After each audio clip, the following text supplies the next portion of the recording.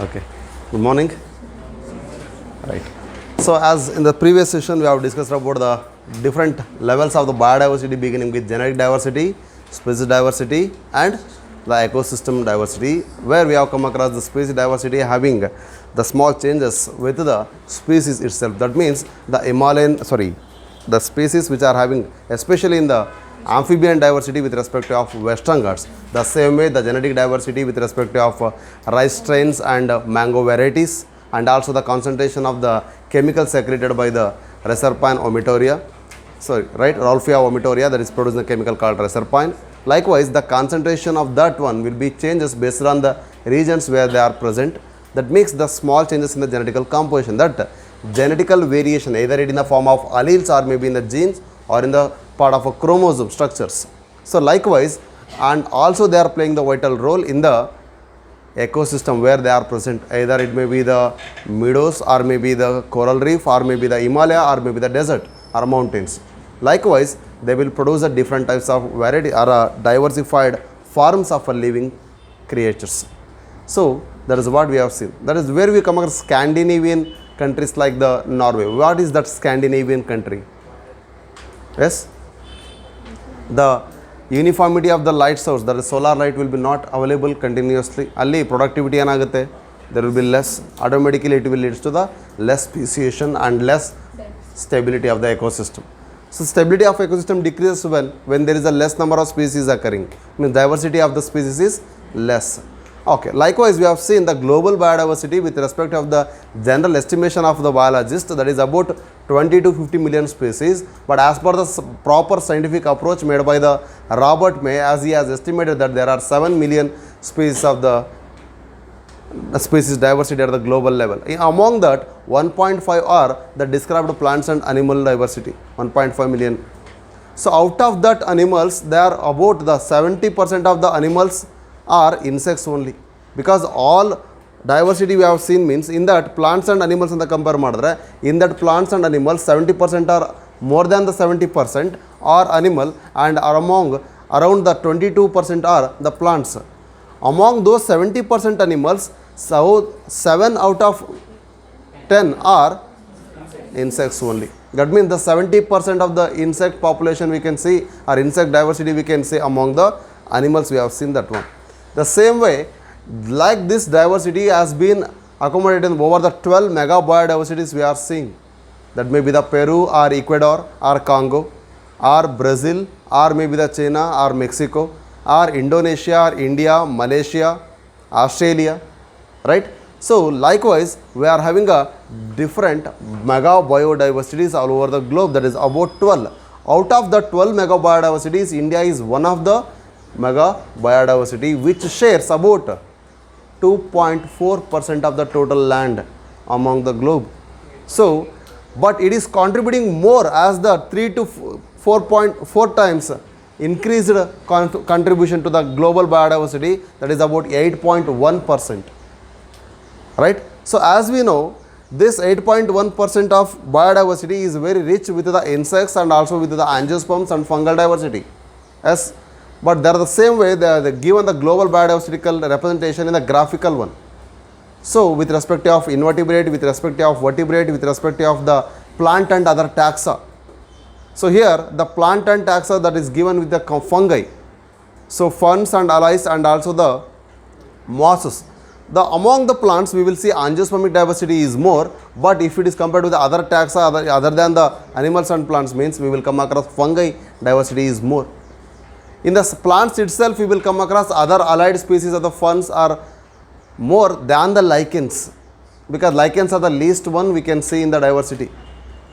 Okay, but more or next to the angiosperm we can come across is the algae.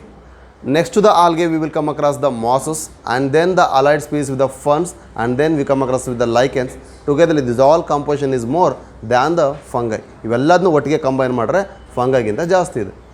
The same way vertebrate, ನಾನು ಹೇಳಿದ್ದೇನು ಅಂದರೆ ಎಲ್ಲದನ್ನು combine ಮಾಡಿದ್ರೆ ಇದಕ್ಕೆ ಜಾಸ್ತಿ ಇರುತ್ತೆ ಅಂತ. ಫಂಗೈನ ಇವೆಲ್ಲದಕ್ಕೂ ಕಂಪೇರ್ ಮಾಡಿ all angiosperm, ferns, mosses, algae, lichen, the composition of all these combined with the fungi ಅಂತ ಲೆಕ್ಕ ಹಾಕಿದರೆ ಕಂಪ್ಯಾರಿಸನ್ ಮಾಡಿದ್ರೆ we will having less number of fungi than the aligned all combined species. ಇದನ್ನು ಈ ಗ್ರಾಫ್ ಮೂಲಕ ನಾನು compare ಮಾಡಿದೆ. ಆದರೆ ಅವರೊಂದು ಸ್ಟೇಟ್ಮೆಂಟಲ್ಲಿ ಕೊಟ್ಟಿದ್ದಾರೆ, the fungi is having the more number of diversified organisms than the all vertebrates ಅಂತ. In the summary they have given.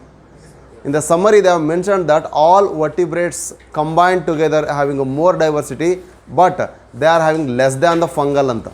So fungi diversity compare ಮಾಡಿದ್ರೆ ಆಲ್ ವರ್ಟಿಬ್ರೇಟಲ್ ಡೈವರ್ಸಿಟಿ ಏನಿದೆ ಅವೆಲ್ಲದನ್ನು ಕಂಬೈನ್ ಮಾಡಿದ್ರೆ ಕಡಿಮೆ ಇರುತ್ತೆ, ಫಂಗೈದು ಜಾಸ್ತಿ ಇರುತ್ತೆ ಅಂತ.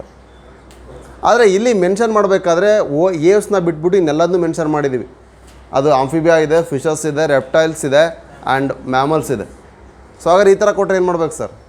ಸೊ ಸಮರೈಸ್ ಆಲ್ವೇಸ್ ಸಮರಿನ ಏನಕ್ಕೆ ಇಲ್ಲಿರುವಂಥ ಪಾಯಿಂಟ್ಸನ್ನು ಓವರಾಲಾಗಿ ಕನ್ಸಿಡರ್ ಮಾಡಿ ಅವ್ರು ಹೇಳಿರ್ತಾರೆ. ಹಾಗಾಗಿ specifically we are already mention there, that is with respective of the fungal diversity all combined with the diversity of amphibia, fishes and then reptilia and mammal, ಈ ನಾಲ್ಕು ಸೇರಿಸಿದರೆ ಅದಕ್ಕಿಂತ ಕಡಿಮೆ ಇರುತ್ತೆ ಅಂತಲೇ ಹೇಳಿದ್ವಿ. ಓಕೆ, ಸೊ ಆ ಸ್ಟೇಟ್ಮೆಂಟ್ ಅಕಾರ್ಡಿಂಗ್ಲಿ ಇನ್ ಕೇಸ್ ಈ ಸ್ಟೇಟ್ಮೆಂಟ್ ಇಲ್ಲ, ಆಲ್ ವರ್ಟಿಬ್ರೇಟ್ಸ್ ಅಂತ ಇದೆ, yes we when go with that. ಯಾಕೆ ಈ ಸ್ಟೇಟ್ಮೆಂಟನ್ನು ಎನ್ ಸಿ ಆರ್ ಟಿಯ ಸೈಮರಿ ಒಳಗಡೆ ಇರೋದ್ರಿಂದ ಇನ್ ಕೇಸ್ ಇದಿರಲಿಲ್ಲ ಬೇರೆದಿದೆ ಅಂದರೆ we can go with that one. ಈ ಸ್ಟೇಟ್ಮೆಂಟ್ ಬದಲು ಅದಿದ್ರೆ, ಯಾಕೆಂದರೆ ಇದು ಪ್ರಿಸೈಸ್ ಒನ್ ಇದೆ, ಅದು ಅಷ್ಟು ಪ್ರಿಸೈಸ್ ಅಪ್ರೋಪ್ರಿಯೇಟ್ ಇಲ್ಲ. ಓಕೆ, ಓವರ್ ಆಲ್ ಇರುವಂಥದ್ದು ಸ್ಪೆಸಿಫಿಕಲಿ ಇಲ್ಲ. ಆ ಸ್ಟೇಟ್ಮೆಂಟ್ ಇನ್ ಕೇಸ್ ಇದರ ಆಬ್ಸೆನ್ಸಲ್ಲಿದ್ದರೆ we will go with that all vertebrates combined together having a least number than the fungi ಅನ್ನೋದು ನಮ್ಗೆ ಗೊತ್ತಿರಬೇಕು. ಸೊ ಇದೇ ರೀತಿ ನೋಡ್ತಾ ಹೋದರೆ ಓವರ್ ಆಲ್ ಗ್ಲೋಬಲ್ ಬಯೋಡೈವರ್ಸಿಟಿ ಒಳಗಡೆ ಇರುವಂಥ ಡೈವರ್ಸಿಟಿಗೆ ನಾವು ಎಕ್ಸ್ಪ್ಲೋರ್ ಮಾಡಿರ್ತಕ್ಕಂಥ ರೆಕಾರ್ಡ್ ಮಾಡಿರ್ತಕ್ಕಂಥ ಓನ್ಲಿ 22% ಅಂತ ನೋಡ್ತೀವಿ. ಅದರಲ್ಲಿ 1 lakh ಸ್ಪೀಸೀಸು ಪ್ಲಾಂಟ್ಸ್ನ ಇನ್ನೂ ಎಕ್ಸ್ಪ್ಲೋರ್ ಮಾಡಬೇಕು, 3 lakh ಸ್ಪೀಸೀಸು ಅನಿಮಲ್ಸನ್ನು ನಾವು ಎಕ್ಸ್ಪ್ಲೋರ್ ಮಾಡಬೇಕಾಗಿದೆ. ಯಾಕೆಂದರೆ we know that the 45,000 species of the plants are there, 91,000 species of the animals are there. ಅಂದರೆ as twice as many of the animals ಅಂತ ನಾವು ಮಾತಾಡ್ತೀವಿ ಪ್ಲಾಂಟ್ ಬಗ್ಗೆ ಕೊಟ್ಟಾಗ. ಸೊ ಎಕ್ಸಾಕ್ಟ್ಲಿ 90 ಆಗಬೇಕು ಅಂದರೆ 91,000 ಸ್ಪೀಸೀಸ್ ಅಂತ ಮೆನ್ಷನ್ ಮಾಡ್ತೀವಿ. ಸೊ ಈ ರೀತಿ ಡೈವರ್ಸಿಫೈಡ್ ಇದೆ. ಆ್ಯಂಡ್ ಮೋರ್ ಓವರ್ ಇದೆಲ್ಲ ಥಿಂಕ್ ಮಾಡ್ತಾ ಹೋದರೆ we belongs to the tropical regions of the global diversity. Because more or less near to the equator ಅಥವಾ Cancer, tropic of Cancer pass ಆಗಿರತಕ್ಕಂಥ ರೀಜನ್ಗೆ ನಾವು ನಿಯರ್ ಇದ್ದೀವಿ. ಓಕೆ, ಸೊ ಹಾಗಾಗಿ ನಾವೀಗ ಇರುವಂಥ ರೀಜನ್ಸಲ್ಲಿ ಐದರ್ ಆಲ್ಫೈನ್ಸ್ ಅಥವಾ ಏನು ಆರ್ಕ್ಟಿಕ್ ರೀಜನ್ಸ್ ಇದೆ, ಆರ್ಕ್ಟಿಕ್ ಇದೀವ ಅಥವಾ ಟೆಂಪ್ರೇಟ್ ಇದೀವ ಅಥವಾ ಟ್ರಾಪಿಕಲ್ ಇದೀವ, ಅದನ್ನೇ ಮತ್ತೆ ನಾವು ಸಬ್ ಟೆಂಪ್ರೇಟ್, ಸಬ್ ಟ್ರಾಪಿಕಲ್ ಈ ಥರ ಹೇಳ್ತಾ ಬರ್ತೀವಿ. ಈಗ ಟ್ರಾಪಿಕಲಿ ಜನರಲಿ ಮಾತಾಡೋಣ ಅಷ್ಟೇ. ಸೊ ಹಾಗಾದರೆ ಆ ಟ್ರಾಪಿಕಲ್ ರೀಜನ್ಸಲ್ಲಿ ಯಾಕೆ ಸ್ಪೀಸ್ ಡೈವರ್ಸಿಟಿ ಜಾಸ್ತಿ ಇದೆ? ಅದಕ್ಕೋಸ್ಕರ ನಾವು ಮತ್ತೆ ಗ್ಲೋಬಲ್ ಡೈವರ್ಸಿಟಿ ಒಳಗಡೆ ನೋಡಬೇಕಾದ್ರೆ ಬೇರೆ ಬೇರೆಯ ರೀಜನ್ಸ್ಗಳನ್ನ ನಾವು ಕಂಪ್ಯಾರಿಸನ್ ಮಾಡ್ತಾ ಬರ್ತೀವಿ. As we said the 12 mega biodiversity ಒಳಗಡೆ ಅದನ್ನು ನೋಡ್ತಾ ಬಂದಾಗ ಅಮೆಜಾನ್ ಫಾರೆಸ್ಟ್ ಅನ್ನೋದು as we know the lungs of earth ಅಂತ ಕರಿತೀವಿ, ಅದರಲ್ಲಿರುವಂಥ ಡೈವರ್ಸಿಟಿನ ನೋಡ್ತಾ ಬರ್ತೀವಿ. ಓಕೆ, ಸೊ ಅಲ್ಲಿರ್ತಕ್ಕಂಥ ಮ್ಯಾಮಲ್ಸ್ ಆಗಿರ್ಬೋದು, ಆಂಫಿಬಿಯನ್ಸ್ ಆಗಿರ್ಬೋದು, ಮೊರಾಲೆಸ್ ಸೇಮ್ ನಂಬರ್ ಇದೆ 427. ಓಕೆ, ಅದೇ ರೀತಿಯಾಗಿ ಓವರ್ ಆಲ್ ಬರ್ಡ್ಸ್ಗಳ ಡೈವರ್ಸಿಟಿ ನೋಡಿದ್ರೆ 1400 ಇದೆ. ಸೊ ಪ್ಲಾಂಟ್ ಸ್ಪೀಸೀಸ್ ಬಂದುಬಿಟ್ರೆ 40,000 ಇದೆ, ರೈಟ್. ಸೊ ಲೈಕ್ ವೈಸ್ ಆ ಒಂದು ಸ್ಪೆಸಿಫಿಕ್ ಅನಾಲಿಸಿಸ್ನ ನೋಡ್ತಾ ಬಂದರೆ ಆ ಟೆಂಪ್ರೇಟ್ ರೀಜನ್ಗೆ ಕಂಪೇರ್ ಮಾಡಿದ್ರೆ ಟ್ರಾಪಿಕಲ್ ರೀಜನ್ಸಲ್ಲಿ ಜಾಸ್ತಿ ಇದೆ ಅಂತ ಹೇಳ್ತೀವಿ. ಆದರೆ ಟಿಲ್ ನಾವು V are not explored all the things. In case ಅದನ್ನು ಎಕ್ಸ್ಪ್ಲೋರ್ ಮಾಡಬೇಕು ಅಂದರೆ we need a well experience are trained ಟ್ಯಾಕ್ಸಾನಮಿಸ್ಟ್ ಅಥವಾ ಫೀಲ್ಡ್ ಬಯಾಲಜಿಸ್ಟ್ ಬೇಕು. ಸೊ ಹಾಗಾದರೆ ಹೇಗೆ ಎಕ್ಸ್ಪ್ಲೋರ್ ಮಾಡಬೇಕು ಅಂದರೆ wherever V have seen the temperate regions, the insect diversity is clearly we have explored, but not in the tropical region. Why? Under the limited area with a less number of species diversity, but a maximum area with a more diversified species one. ಈಗ ನೋಡ್ತಾ ಹೋದರೆ we need more time with the maximum human resource, we are well trained with the biological aspects. ಹಾಗಾಗಿ ಭಾಳಷ್ಟು ಕಂಟೆಂಟ್ಗಳು ನಾವು explore ಮಾಡೋಕ್ಕೆ ನಾವು ಮೊದಲೇ extinct ಆಗೋ ಚಾನ್ಸಸ್ ಇರುತ್ತೆ ಅನ್ನೋದಕ್ಕೆ ಅವರೊಂದು ಮೆಟಾಫಾರಿಕಲಿ ಒಂದು ಸೆಂಟೆನ್ಸನ್ನು ಮೆನ್ಷನ್ ಮಾಡ್ತಾರೆ. ಲೈಬ್ರರಿ ಒಳಗಡೆ ಇರೋ ಬುಕ್ಕನ್ನು ಕೆಟಲಾಗ್ ಮಾಡಿದ್ರೆ ಹೇಗಾಗುತ್ತೆ, ಅಷ್ಟು ಟೈಮ್ ಒಳಗಡೆ ಆ ಬುಕ್ಗಳು ನಮಗೆ ಸಿಗಲ್ಲ, ಅವೈಲೇಬಲ್ ಇರಲ್ಲ ಅನ್ನೋ ಥರ ಆಗುತ್ತೆ. ಸೊ ಆ ಲೆವೆಲ್ಗೆ ಸ್ಪೀಸೀಸ್ಗಳು ಎಕ್ಸ್ಟಿಂಟ್ ಆಗೋ ಚಾನ್ಸಸ್ ಇರುತ್ತೆ. If the ecosystem is a library, ಈ species is a book, we are cataloguing them ಅಂದರೆ ಐಡೆಂಟಿಫೈ ಮಾಡೋದ್ರೊಳಗೆ, ಎಕ್ಸ್ಪ್ಲೋರ್ ಮಾಡೋದ್ರೊಳಗೆ some of them may be get ಇದಾಗುತ್ತೆ. ಸೊ ಈ ರೀತಿ ನೋಡ್ತಾ ಹೋದರೆ ಈ diversity as we are saying temperate ರೀಸನ್ಗೆ ಕಂಪೇರ್ ಮಾಡಿದ್ರೆ ಟ್ರಾಪಿಕಲಿ ಜಾಸ್ತಿ ಇದೆ, right? We agree. What is a proof ಬೇಕು ಅಂತ ಬಂದಾಗ ಎಕ್ಸಾಕ್ಟ್ಲಿ 23.5 ನಾರ್ತ್ ಅಥವಾ 23.5 ಡಿಗ್ರಿ ಸೌತ್ಗೆ ಹೋದರೆ where we are having the diversity which is more than the 41 degrees north and than to the 71 degree north. Especially they are compared with the Colombia and other Greenland and New York, ಈ ರೀತಿಯ ಕಂಟ್ರಿಗಳನ್ನ ಲ್ಯಾಟಿಟ್ಯೂಡಿನಲ್ಲಿ ರೇಂಜಸಲ್ಲಿ think ಮಾಡ್ತಿದ್ದಾರೆ. Not only the latitudinally, we can also calculate the diversity based on the longitude, based on the altitudes and other parameters also. But better one we have opted here is the latitudinal one. The gradient, that is the difference in these latitudes, makes the difference in the diversity and the richness of the species.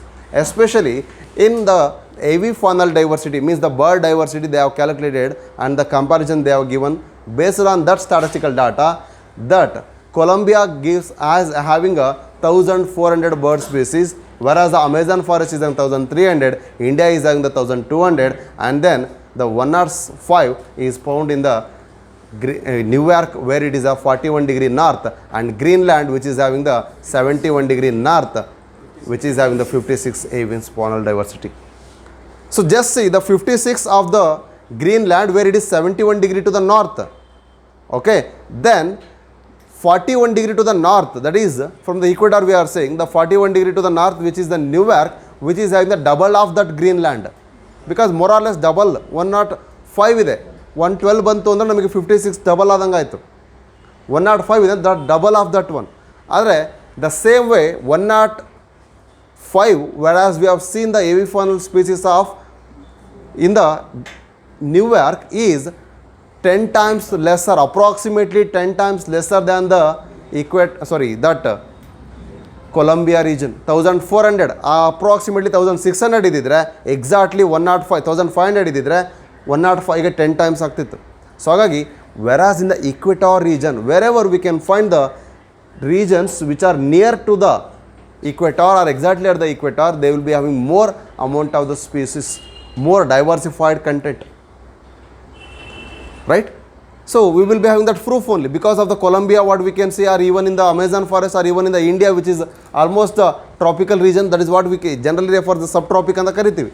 ಹಾಗಾದರೆ ಅಷ್ಟು near by ಇರ್ತಕ್ಕಂಥ ಈಕ್ವೇಟಾರ್ ರೀಜನ್ಸಲ್ಲಿ ಆ variations ಇದೆ ಅಂದರೆ, as away from the equator we are getting the less diversity with some few exceptions to the temperate, because some cold animals which will not exist in the tropical regions, we know that. Even the plants also like the Drosera or some other will be not found in a richness. 1 or 2 ಸಿಗ್ಬೋದು, ಅದರ richness ಇರೋಲ್ಲ. That is what the few exceptions to the temperate, we are having the tropical regions which are having the more diversity at the equator and near the equator, but when we go away from the equator, we will be having less.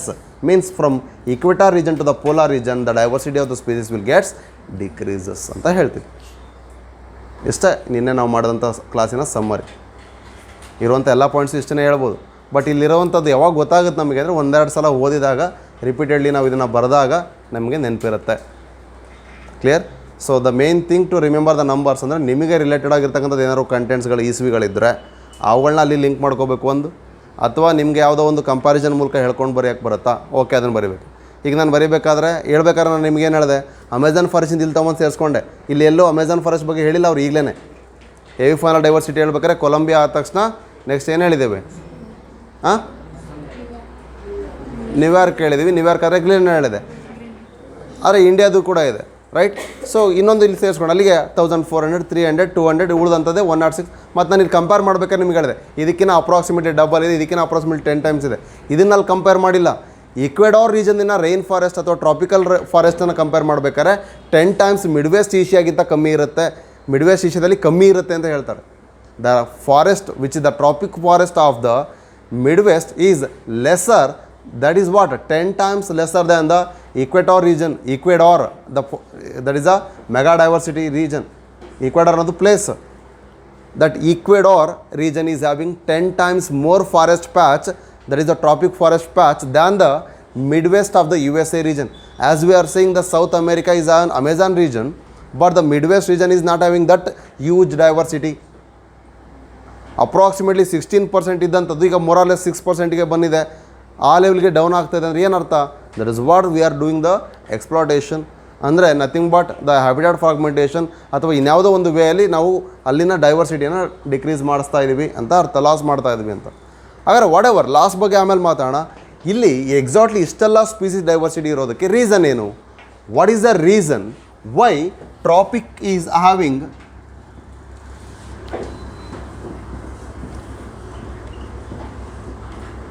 more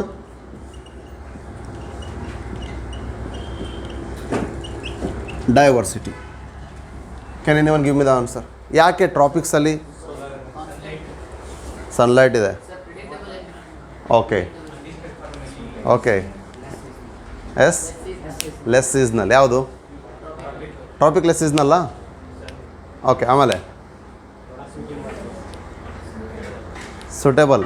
okay, productivity ಜಾಸ್ತಿ ಇರುತ್ತೆ. Okay, so as we say the speciation, that is the species formation, is generally a function of time.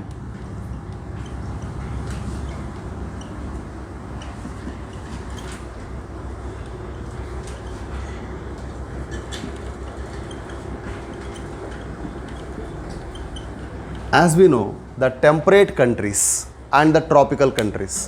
Here the temperate countries are almost near to the cold regions. Because temperate ಅಂತ ನಾವು ಕನ್ನಡದಲ್ಲಿ ಹೇಳೋದಾದ್ರೆ ಏನು ಹೇಳ್ತೀವಿ? ಶೀತ ಉಷ್ಣ, ಶೀತೋಷ್ಣ ವಲಯ ಅಂತ ಕರಿತೀವಿ.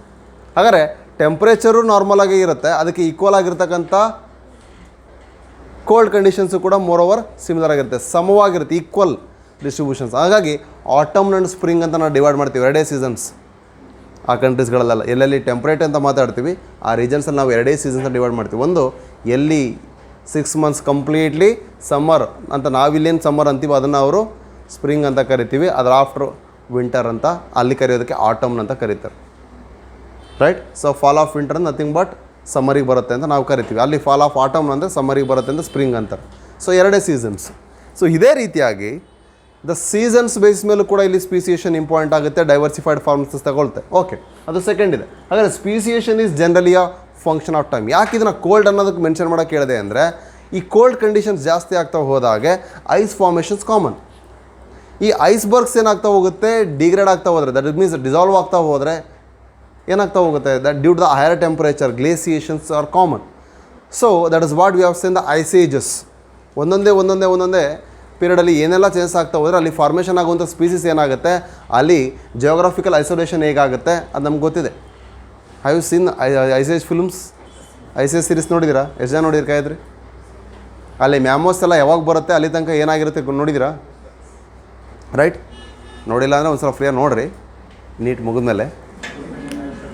Okay, so well, coming back here, that's what I am going to say means whatever the glaciation which is taking place, it is not in the tropical regions, it is in the temperate regions. That is, the temperate regions are, unlike the tropical, the temperate regions are undergoing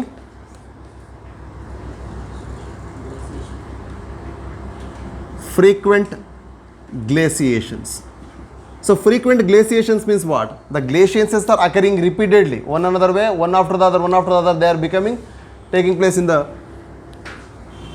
glaciations. That leads to what? The death of more species. That is, they are killing the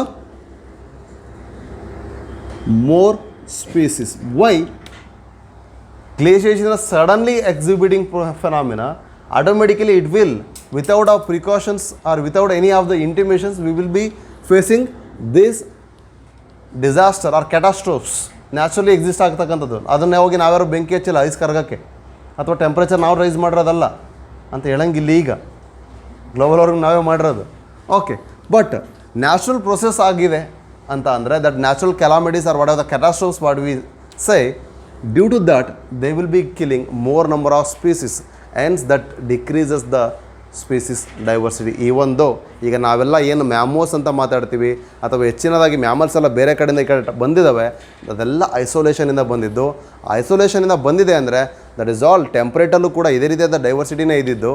ಐಸ್ಗಳು ಅಂದರೆ ice age ಮೂಲಕ, ಅಂದರೆ as it has been dissolved, ಅದೇನು ಕರಗ್ತಾ ಹೋಯಿತು due to the warm temperature increase ಆಗ್ತಾ ಹೋದಾಗೆ automatically ಇಲ್ಲಿ ಏನಾಗ್ತಾ ಹೋಯಿತು, ಐಸ್ ಬರ್ಗ್ಸ್ಗಳು ಡಿಸಾಲ್ವ್ ಆಗಲಿಕ್ಕೆ, ಫ್ರಾಗ್ಮೆಂಟೇಷನ್ ಆಗಲಿಕ್ಕೆ ಸ್ಟಾರ್ಟ್ ಆಯಿತು. ಅದರ ನ್ಯಾಚುರಲ್ ಹ್ಯಾಬಿಟೇಟ್ ಅವುಗಳಿಗೆ ಸಿಗದೇ ಇದ್ದರಿಂದ due to that they have become isolated, separation ಆಯಿತು, ಬೇರೆ ಬೇರೆ ಕಡೆ ಬಂದುಬಿಟ್ಟು ಡೈವರ್ಸಿಟಿ ಎಲ್ಲಿ ಚೆನ್ನಾಗಿದೆ ಅವಕ್ಕೆ ಅಡ್ಜಸ್ಟ್ ಆಗುವಂಥ ಹ್ಯಾಬಿಟೇಟ್ ಎಲ್ಲಿತ್ತು ಅಲ್ಲಿ ಸಟ್ಲ್ ಆದವು.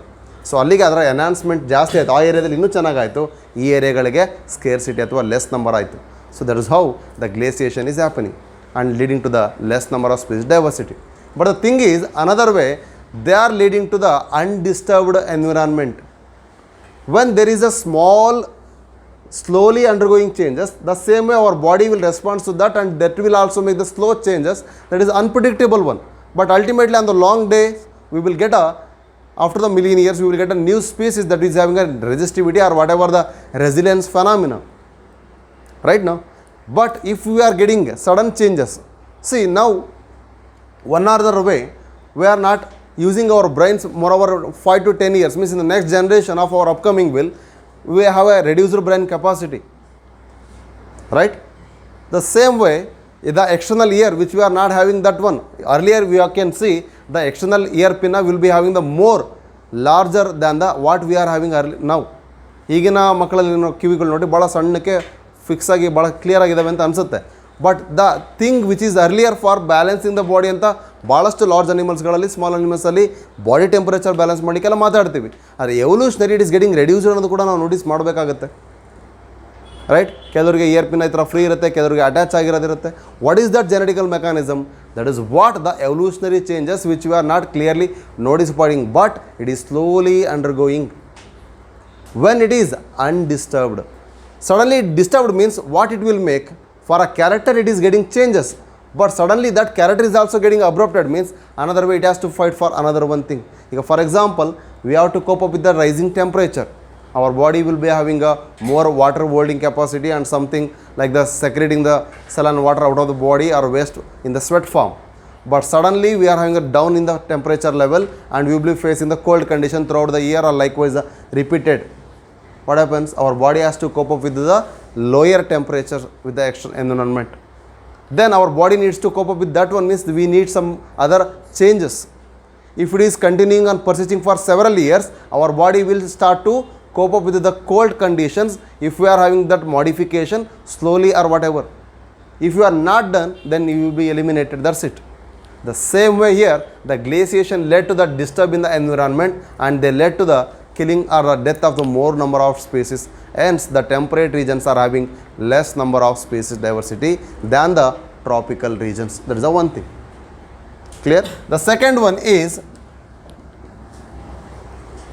yes, here the yielding capacity, productivity, one. And ಇನ್ನೊಂದು, the season is like the temperate, unlike the temperate, the tropical regions are, ಇಲ್ಲಿ ನಾವು unlike the tropic ಅಂತ ಮಾತಾಡಿದ್ವಿ. ಈಗ unlike the temperate, the seasons in the tropical regions are less seasonal,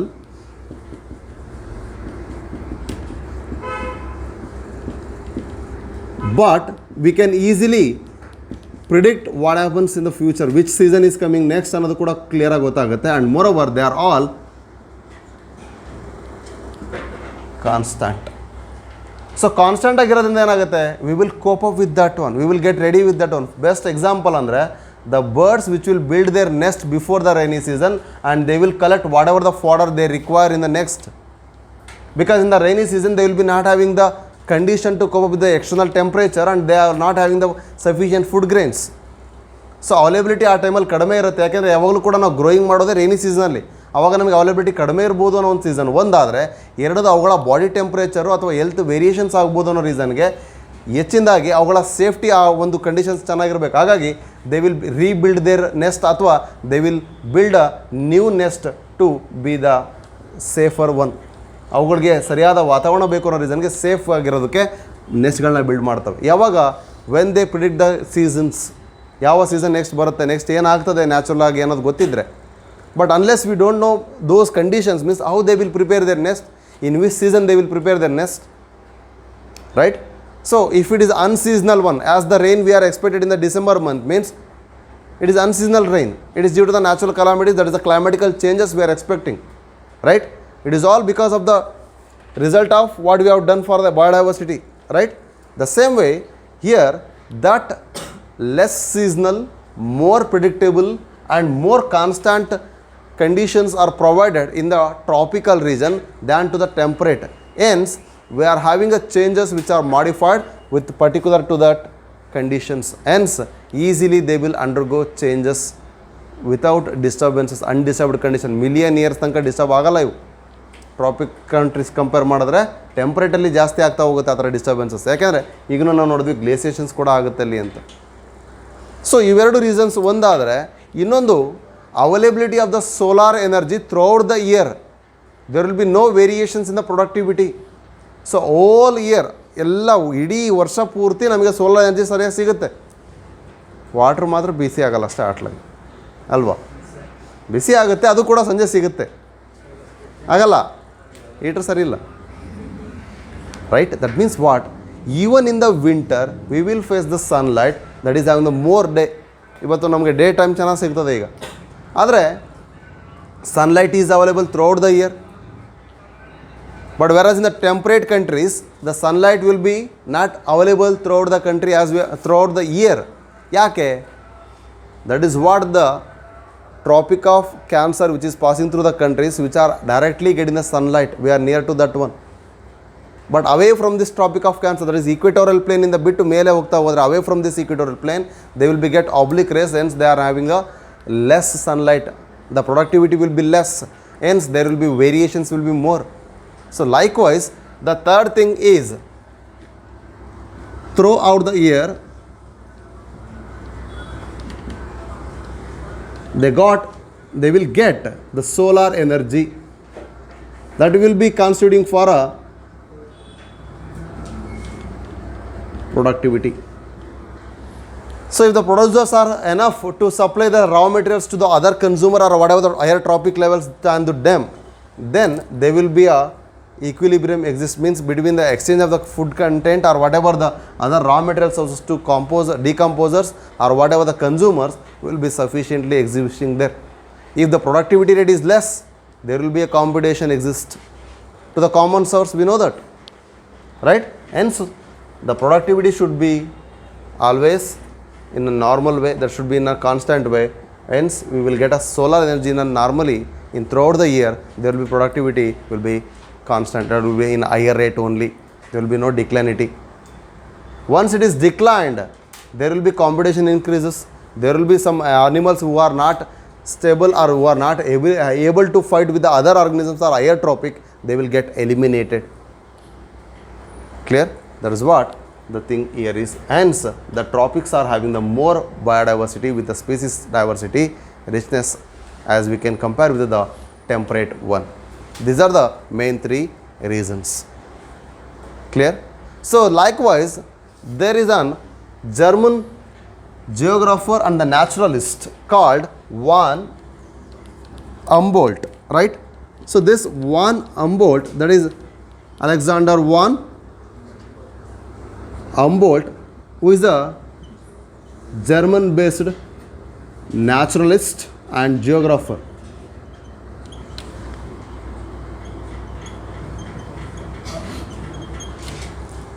Was studying this particular plots, especially the larger American regions, American forest ಅನ್ನು study ಮಾಡ್ತಾ ಇದ್ದಾನೆ. Okay, so here America or Africa?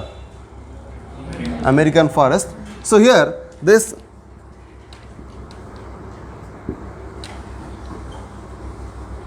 while studying this American forests, he explored that the diversity of the species is more when he has explored the more areas.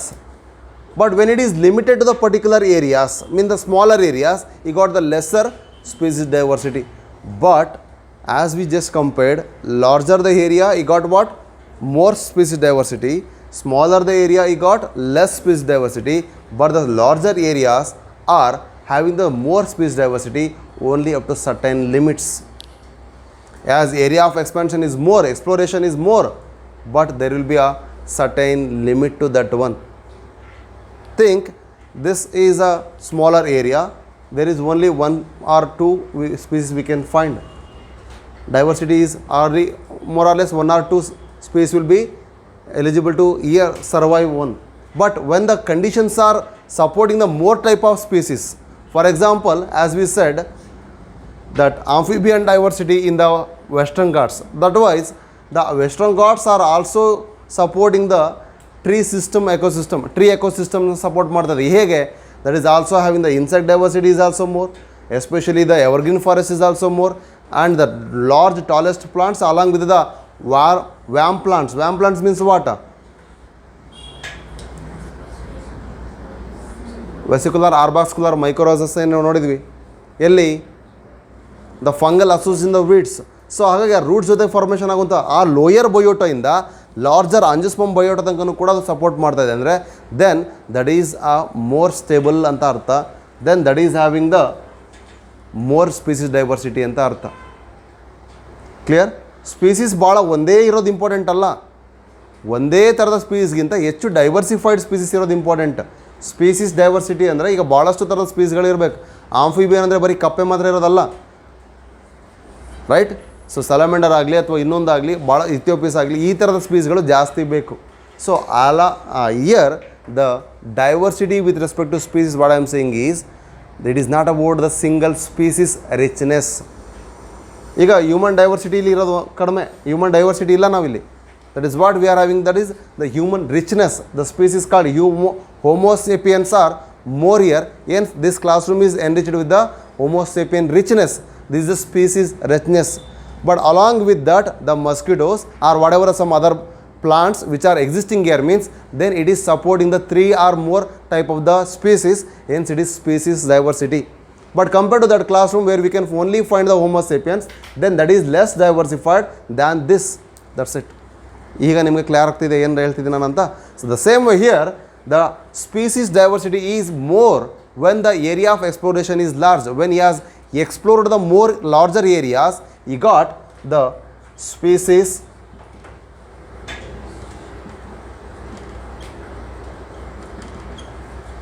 diversity. So as the area of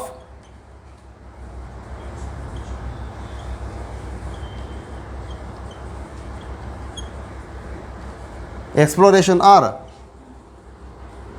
large, the species diversity will be always, but it is only to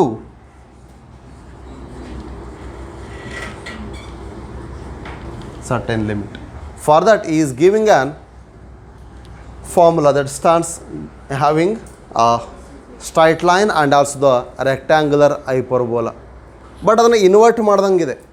Okay, see what he has given is here is taken the area of exploration with the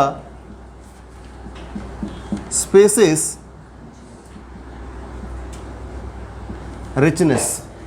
Okay, the species richness increases with the water area of exploration. That's what here he got a rectangular hyperbola where S is equal to C to the power of, ಇದನ್ನ square ಅಂತಾರೆ ಭಾಳ ಜನ. ಸ್ಕ್ವೇರಾ? Z. What it is standing for? S stands for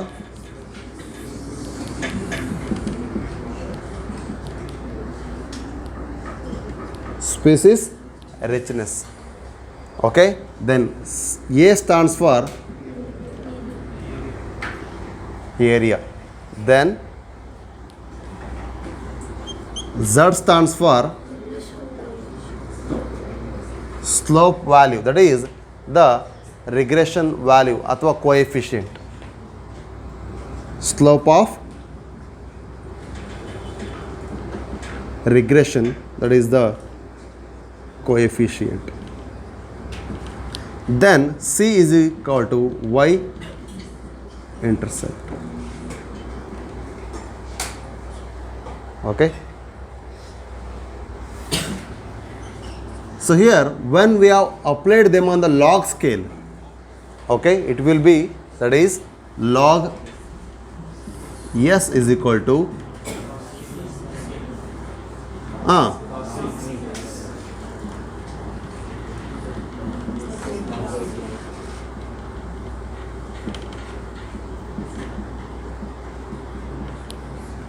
correct? Y is equal to ms plus c, nothing but what? It is a straight line. So here log S when means the normally the steep of regression means here the line of regression is appearing like a steeper one. What is the steeper one? Agumbe ಕರು ನೋಡಿದ್ದೀರಾ?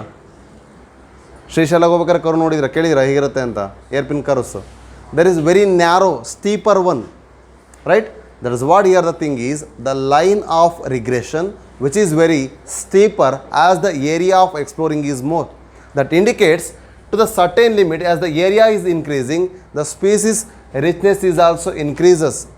But to the certain limit, till ಇಲ್ಲಿ ತನಕ increase ಆಗುತ್ತೆ, suddenly ಇಲ್ಲಿಂದ ಏನಾಗುತ್ತೆ, again it will get decreases. ಯಾಕೆ ಅಂದರೆ as area of exploration increases, the same way the species richness is also increases, but to the certain limit. After that it will meet the log scale apply ಮಾಡ್ರೆ, ಅಂದರೆ ಸಡನ್ನಾಗಿ increase ಆದರೆ ಎಲ್ಲಿ ತನಕ ಆಗುತ್ತೆ ಅಂದರೆ ಆ ವೈ ಇಂಟರ್ಸೆಪ್ಟ್ ಏನಿದೆ ಅಲ್ಲಿ ರೀಚ್ ಆಗುವಂಥ ಚಾನ್ಸ್ ಇರುತ್ತೆ. C, when the area of exploration is more, we will get this straight line will ಹಾಗೆ ಇನ್ಕ್ರೀಸ್ ಆಗ್ತಾ ಹೋಗುತ್ತೆ.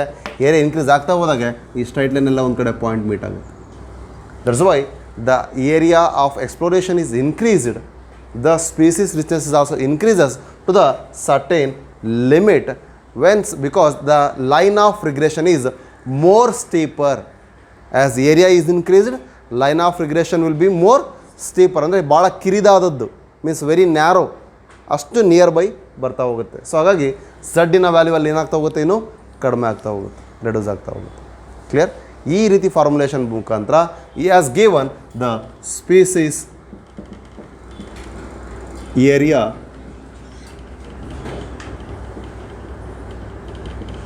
ರಿಲೇಷನ್ಶಿಪ್. ಕ್ಲಿಯರ್? ಎಷ್ಟು ಗೊತ್ತಾಗಿದೆಯಾ? ಓಕೆ.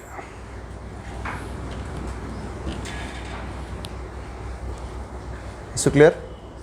ರೈಟ್. ಹಾಗಾದರೆ ನಮಗೆ ಬರ್ತಕ್ಕಂಥದ್ದೇನು, as the area is increased, what we will get according to the mathematical application apply ಮಾಡಿದ್ರೆ ಯಾವ ರೀತಿ ಲೈನ್ ಸಿಗ್ತದೆ ಅಥವಾ ಹೈಪರ್ಬೋಲಾ ಸಿಗುತ್ತೆ? ರೆಕ್ಟ್ಯಾಂಗುಲರ್ ಹೈಪರ್ಬೋಲಾ ಸಿಗುತ್ತೆ.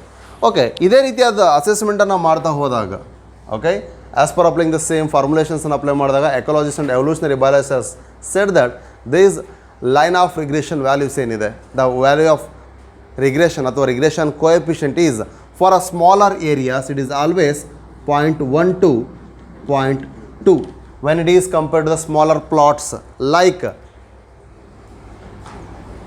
plants in the Britain, okay, birds in the California and molluscas in the New York. Okay, so plants in the Britain, then birds in the California and molluscans in the New York. For that the value of regression or the coefficient is always less, 0.1 to 0.2 ಅದರ value ಸಿಕ್ಕಿದೆ. That is what for the molluscan in New York, ಅಥವಾ ಈ ರೀತಿ compare ಮಾಡ್ತಾ ಹೋದ್ವಿ. But when this area is increase to the continent level, the large areas, because this is what smaller areas,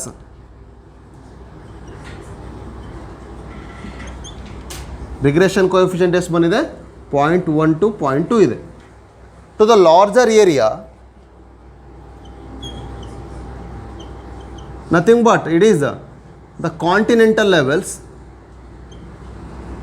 okay, it varies up to the what, 0.6 to 1.2, 0.6 to 1.2. Especially they are given a example, that is what, the frugivorous birds, that is what, frugi, that is nothing but fruit, the animal which depends on the fruit, that is called frugivorous one. Here the birds are there given, that is birds called frugivorous birds, and the mammals, their diversity is about 1.15 for fruit eating birds and mammals. ಎಲ್ಲಿ ಹಾಂ, ಯಾವ ಫಾರೆಸ್ಟಲ್ಲಿ? Tropical forest ಅಲ್ಲ. Okay, so in the larger continents, over all global ಈಗ tropical rain ಫಾರೆಸ್ಟ್ಗಳೇನಿದಾವೆ ಎಲ್ಲ ಕಾಂಟಿನೆಂಟ್ಸನ್ನು apply ಮಾಡ್ತಾ ಬಂದರೆ around 1.15 ವ್ಯಾಲ್ಯೂನ ನಾವು ತಗೊಳ್ತೀವಿ. ಅವ್ರಿಗೆ ಲಾರ್ಜರ್ ಏರಿಯಾದಲ್ಲಿ ಬರುವಂಥ ಸ್ಟೀಪರ್ ವ್ಯಾಲ್ಯೂ ಏನಿದೆ, that is a coefficient value ಏನಿದೆ ಆ ಪಾಯಿಂಟಲ್ಲೇ ಇದೆ, ಇದು 0.6 to 1.2 ಆ ವ್ಯಾಲ್ಯೂ ಒಳಗಡೆ ಇದೆ. That is what it shows. Area of exploration ಆಗ್ತಾ ಹೋದರೆ ಇನ್ಕ್ರೀಸ್ ಆಗುತ್ತೆ, ಆದರೆ ಒಂದು ಸರ್ಟೈನ್ ಲಿಮಿಟ್ ತನಕ ಅಷ್ಟೇ. ಅದರ ಬಿಯಾಂಡ್ ಹೋದರೆ ಮತ್ತು ಕೂಡ ಡಿಕ್ರೀಸ್ ಆಗ್ತಾ ಹೋಗುತ್ತೆ. ಹಾಗೆ ಸ್ಮಾಲರ್ ಏರಿಯಾಸ್ಗೆ ಅವಳು ಕೂಡ ವ್ಯಾಲ್ಯೂ ಕಡಿಮೆ ಇದೆ ಇಲ್ಲಿ, ಅಂದರೆ ನಿಯರ್ ಟು ದಟ್ ಭಾಳ ಕಡಿಮೆ ಪಾಯಿಂಟ್ಸಲ್ಲೇ ಸಿಗುತ್ತೆ. ಆದರೆ ಇಲ್ಲಿ ಹೋಗ್ತಾ ಹೋದರೆ ಇಂಟರ್ಸೆಪ್ಟ್ ವ್ಯಾಲ್ಯೂ ಜಾಸ್ತಿ ಇದೆ ಮತ್ತು ಝಡ್ಡು ಕಡಿಮೆ ಆಗ್ತಾ ಬರುತ್ತೆ. ಸೊ ಈ ರೀತಿಯಾಗಿ ನಾವು ಬೇರೆ ಬೇರೆಯ ಲಾರ್ಜರ್ ಪ್ಲಾಟ್ಸಲ್ಲಿ ಏನಾಗುತ್ತೆ, ಸ್ಮಾಲರ್ ಪ್ಲಾಟ್ಸಲ್ಲಿ ಏನಾಗುತ್ತೆ ಅಂತ ಕಂಪ್ಯಾರಿಸನ್ ಮಾಡ್ತಾ ಬಂದಿದ್ದೀವಿ. ಕ್ಲಿಯರ್? ಅಷ್ಟು ಗೊತ್ತಾಗಿದೆನಾ?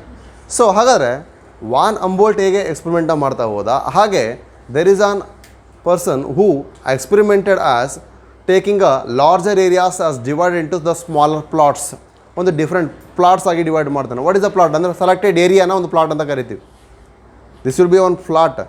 ಇಲ್ಲಿರ್ತಕ್ಕಂಥ ಕೆಳಗಿರೋವೆಲ್ಲವೂ ಸೇರಿದ್ರೆ ಒಂದು ಪ್ಲಾಟು ಆಗಿರ್ಬೋದು. That is what a particular selected area. So ಒಂದು ಸೆಲೆಕ್ಟೆಡ್ ಏರಿಯಾನ ತೊಗೊಂಡ ಡಿವೈಡ್ ಮಾಡಿದೆ ಎಲ್ಲದನ್ನೂ ಕೂಡ ಈಕ್ವಲ್ ಆಗಿ.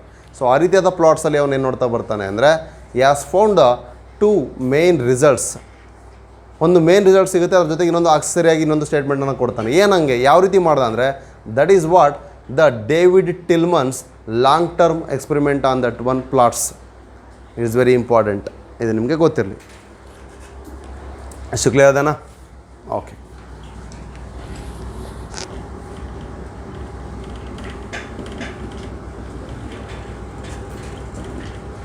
David Tilman's long term experiment. So as he selected, as he selected the more plots and he came to a conclusion by the long term experiment, ಅವನು ಏನು ಮಾಡ್ತಾ ಹೋದ, ಅದನ್ನು ಅಬ್ಸರ್ವ್ ಮಾಡ್ತಾ ಹೋಗ್ತಾನೆ ಪ್ರತಿಯೊಂದರಲ್ಲಿ ಏನೇನು ಚೇಂಜಸ್ ಆಗ್ತಾ ಹೋಗಿದೆ ಅಂತ. ಸೊ ಅಲ್ಲಿ ಅವನ ಪ್ರೊಡಕ್ಟಿವಿಟಿಯಲ್ಲಿ ಏನಾಗ್ತಾ ಹೋಗುತ್ತೆ and moreover area wise increase ಆಗ್ತಾ ಹೋದರೆ ಏನಾಗುತ್ತೆ ಅಂತ ನೋಡ್ತಾ ಬರ್ತಾನೆ. So what he has got, 2 results ಏನಿದೆ ಅವನಿಗೆ ಸಿಕ್ಕಿರುವಂಥದ್ದು, ಆ 2 ಸ್ಟೇಟ್ಮೆಂಟ್ನ ಓದ್ರಿ.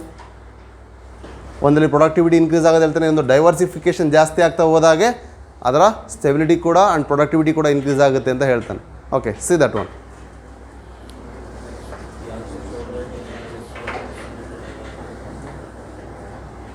Increase in the species diversity contributes to what? Year to year variations in total biomass are less or more? Less. So species diversity ಜಾಸ್ತಿ ಆಗ್ತಾ ಹೋದರೆ ಫಸ್ಟ್ ಪಾಯಿಂಟ್ ಅನ್ನು ಕೊಟ್ಟಿರೋದೇನು, as increase in the species diversity or richness, there will be less variation in the total biomass in year to year. ಮೊದಲಿಂದನೇ ಹೇಳ್ಬೋದು, ಇಲ್ಲ okay, total biomass in year to year. ಇದು ಒಂದು ಹೇಳ್ತಾನೆ. ನೆಕ್ಸ್ಟ್ ಸೆಕೆಂಡ್ ಏನು ಹೇಳ್ತದಾನೆ, he also found that increased diversity contributes to higher productivity.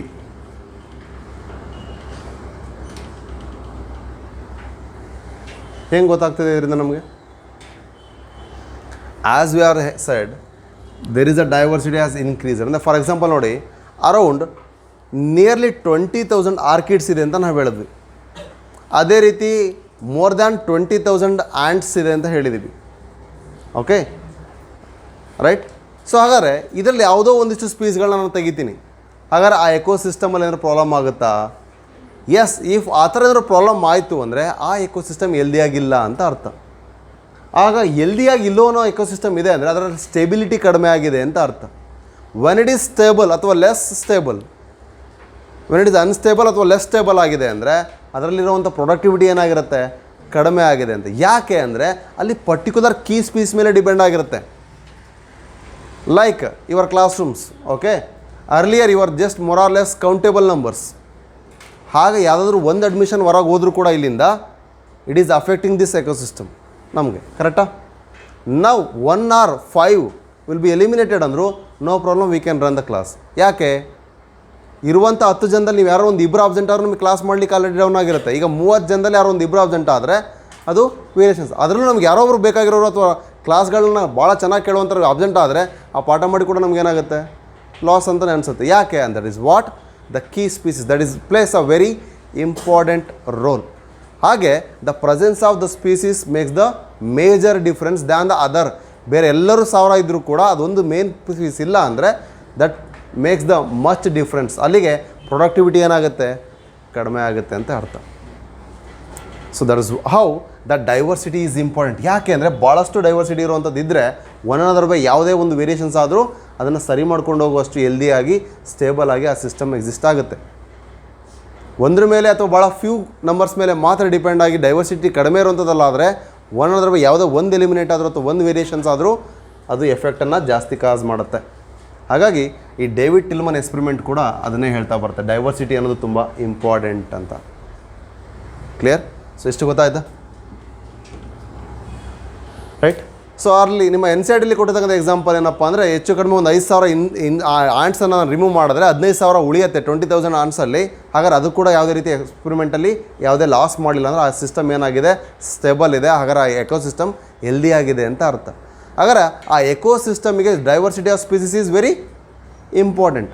So what is the importance of species diversity to the ecosystem ಅನ್ನೋದು next heading. ಕರೆಕ್ಟಾ? Okay. So ಏನು ಹಂಗಾದ್ರೆ ಈಗ ಜಸ್ಟ್ ಹೇಳೋದಲ್ಲ. ಸೊ ಎಕೋಸಿಸ್ಟಮಿಗೆ ಏನು ಇಂಪಾರ್ಟೆಂಟ್ ಅಂದರೆ the importance of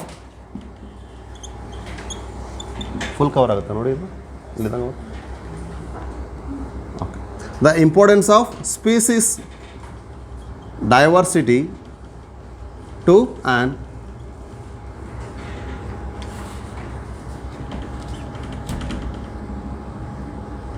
eco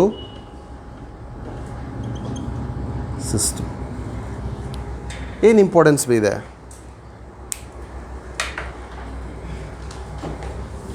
ecosystem ಒಳಗಡೆ diversity ಚೆನ್ನಾಗಿದೆ ಅಂದರೆ first and foremost it is always be in the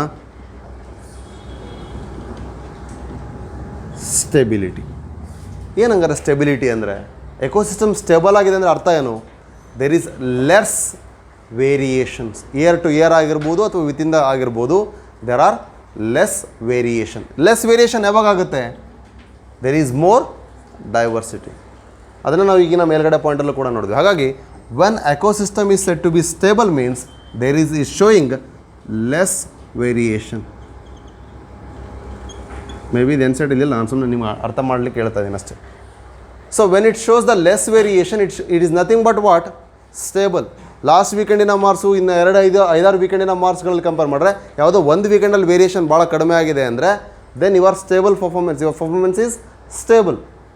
ಒಂದು ವೀಕೆಂಡಲ್ಲಿ ಜಾಸ್ತಿ, ಒಂದು ವೀಕೆಂಡಲ್ಲಿ ಕಡಿಮೆ, ಇನ್ನೊಂದು ವೀಕೆಂಡ್ ಏನೂ ಇಲ್ಲ, ಇನ್ನೊಂದು ವೀಕೆಂಡ್ ತುಂಬ ಹೈ ಬರುತ್ತೆ ಅಂದರೆ that is not stable. That is what I am saying. It should show the normal productivity or higher productivity. ನಾವುಗಳಾದರೂ ಅಷ್ಟೇ ಯಾವುದೋ ಒಂದು ಚಾಪ್ಟರ್ ತುಂಬ ಚೆನ್ನಾಗಿ ಮಾಡಿ ಇನ್ನೆಲ್ಲ ಚಾಪ್ಟರ್ ಹೆಂಗೆ ಬೇಕಂಗೆ ಹೇಳ್ಕೊಂಡು ಹೋದೆ ಅಂದರೆ I am not a good lecture ಅಂತ ಅರ್ಥ. ಅಲ್ಲಿಗೆ ಲೆಕ್ಚರ್ ಅಷ್ಟೇ, ಆದರೆ ಲೆಕ್ಚರಿಂಗ್ ವೇ ರಾಂಗ್ ಇದೆ ಅಂತ ಅರ್ಥ.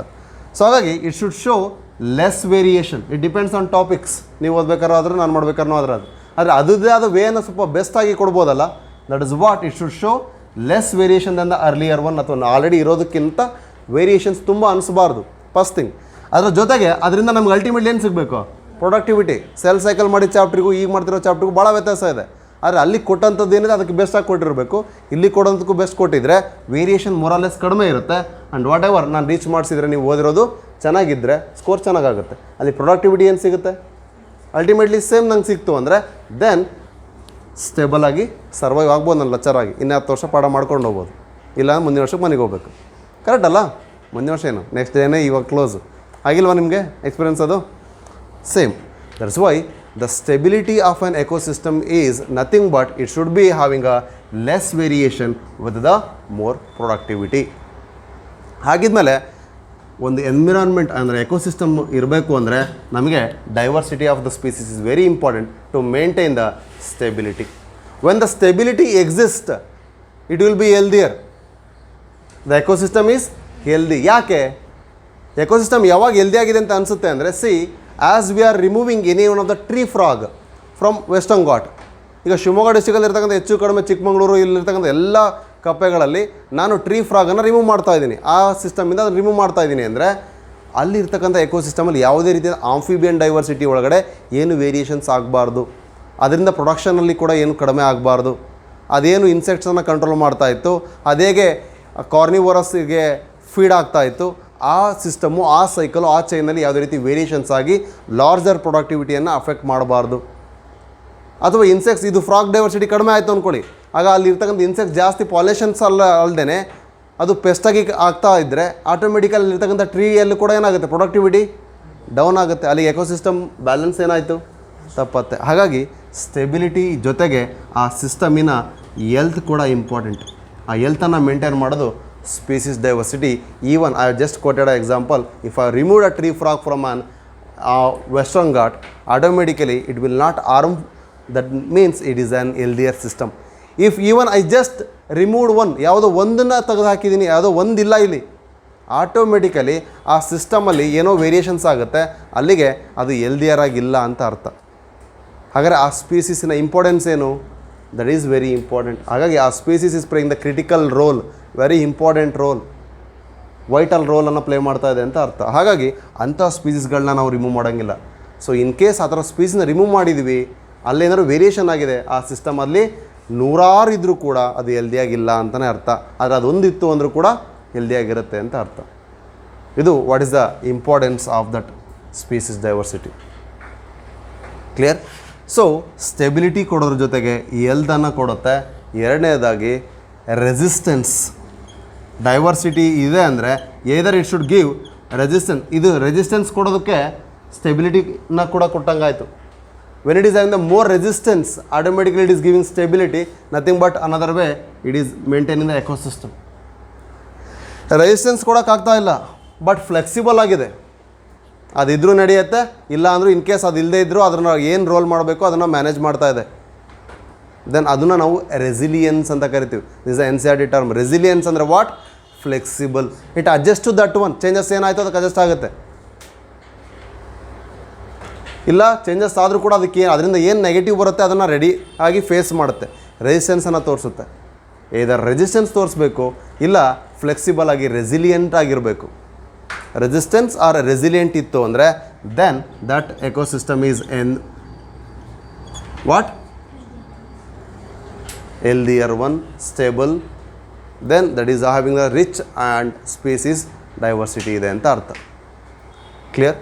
ಸೊ ಹೀಗೆ ಇಷ್ಟು ಹೆಲ್ದಿ ಆಗಿದೆ, ಸ್ಟೇಬಲ್ ಆಗಿದೆ, ರೆಸಿಲಿಯೆಂಟ್ ಆ್ಯಂಡ್ ರೆಸಿಸ್ಟೆಂಟ್ ಆಗಿದೆ ಅಂತ ಅಂದರೆ ಪ್ರೊಡಕ್ಟಿವಿಟಿ ಕೂಡ ಏನಾಗಿರುತ್ತೆ ಸಿಸ್ಟಮಲ್ಲಿ ಮೋರ್ ಇರುತ್ತೆ. ಸೊ ಹಾಗಾಗಿ ನಮ್ಮ ಪ್ರೊಡಕ್ಟಿವಿಟಿ ನಮಗೆ ಮೇನಾಗಿ ಇಂಪಾರ್ಟೆಂಟ್. ನಾವೆಲ್ಲ ಡಿಪೆಂಡ್ ಆಗಿರೋದೇ ಎಕೋಸಿಸ್ಟಮಿನ ಮೇಲೆ. Productivity should be more. ಹಾಗಾಗಿ ಆ ಎಕೋಸಿಸ್ಟಮ್ಗೆ ಪ್ರೊಡಕ್ಟಿವಿಟಿಯನ್ನು ಕೊಡ್ತಕ್ಕಂಥದ್ದು ಇದೇ ಸ್ಪೀಸೀಸ್ ಡೈವರ್ಸಿಟಿ. ಈ ಕಂಡೀಷನ್ ಮೇಲೆ ನಾವು ಇಂಪಾರ್ಟೆನ್ಸ್ ಆಫ್ ಸ್ಪೀಸೀಸ್ ಡೈವರ್ಸಿಟಿಯನ್ನು ನೋಡ್ತೀವಿ. So why we need the species diversity? Why? It should have the stability andre we should have species diversity. It should have a ecosystem should have a healthier system andre we need species diversity. It should have a resistance or resilience, we should have a species diversity. ಒಂದೇ ಥರದಿದ್ರೆ ಕಷ್ಟ. And moreover we should have a productivity in a normal way ಅಂದರೆ without less variations ಇರಬೇಕು ಅಂದರೆ we should have a species diversity. Clear? Next heading ಏನು? Loss of biodiversity. ಎಷ್ಟು clear ಆಗಿದೆನಾ? So N C R ಡಿಲಿರೋ ಯಾವ್ದಾರ point ಬಿಟ್ಟಿದ್ದೀನಾ ನೋಡ್ಕೊಂಡ್ರಾ? ಹಾಂ. So river popper hypothesis ಇದನ್ನು ಹೇಳ್ದೆ ನಿಮಗೆ ನಾನು. ಒಂದೊಂದೇ ಸ್ಪೀಸೀಸ್ ಇದ್ರೆ ಏನಾಗುತ್ತೆ ಅಂತ, ಅದು ಹೋದ್ರೆ ಏನಾಗುತ್ತೆ ಅಂತ ಎಕ್ಸ್ಪೆರಿಮೆಂಟ್ ಗೊತ್ತಾಯ್ತಲ್ವಾ?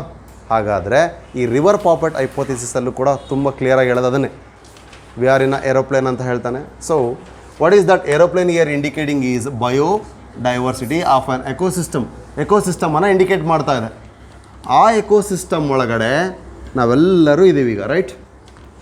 ಸೊ ಆ ಏರೋಪ್ಲೇನಲ್ಲಿ ಆ ಸೀಟಿಗಲ್ಲಿ ಭಾಳ ಕ್ಲಿಯರಾಗಿ ಬೆಲ್ಟ್ ಗಿಲ್ಟೆಲ್ಲ ಹಾಕೊಂಡು ನೆಕ್ಸ್ಟ್ ಎಲ್ಲಿ ಜರ್ನಿ ಮುಗಿಯೋ ತನಕ ಏನೆಲ್ಲ ಬೇಕು ಎಲ್ಲ ಸ್ಟೋರ್ ಮಾಡ್ಕೊಂಡು ಕಂತೆಲ್ಲ ಜೋಡಿಸ್ಕೊಂಡು ಕೂತ್ಕೊಂಡಿದ್ದೀವಿ. ಹಾಗಾದರೆ ಸುಮ್ಮನೆ ಕ್ಯೂರಿಯಾಸಿಟಿಗೋ ಅಥವಾ ಚೆನ್ನಾಗಿದೆ ಅಂತನೋ ಏನೋ ಒಂದು ನಮಗೆ ಯಾವುದೋ ಒಂದು ಅದಕ್ಕೆ ಬೇಕು, ಇಲ್ಲ ಸ್ಲಿಪ್ಪರ್ ಹರಿದಿದೆ ಅಂತೇಳಿ ಆ ಪಾಪೆಟ್ನ ರಿವರ್ಟ್ನ ತೊಗೊಂಡೆ. ರಿವರ್ಟ್ ಅಂದರೆ ಗೊತ್ತಲ್ಲ,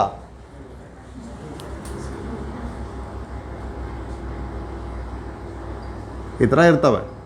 ಓಕೆ, ಇದನ್ನು ಎಲ್ಲಿಗೆ ಯೂಸ್ ಮಾಡ್ತೀವೋ ಅಲ್ಲಿ ಕರೆಕ್ಟಾಗಿ ಪ್ರೆಸ್ ಮಾಡ್ತಾರೆ. ಇಲ್ಲಿ ಸಬ್ಸ್ಟಾಟಮ್ ಸ್ಲಿಪ್ಪರ್ಗೆ ಹಾಕೋದಾಗಲಿ ಡೋರಿಂದ ಹಾಕೋದಾಗಲಿ ಎಲ್ಲವೂ ಅವೇವು ರಿವೆಟ್ಸ್. ಒಂದು ರಿವೆಟ್ ಹೊಡ್ಸ್ಕೊಂಬರೋ ಕಿತ್ತೋಗಿದ್ದಿಲ್ಲ ಸ್ಲಿಪ್ಪರ್ ಅಂತ ಅನ್ನಲ್ವಾ?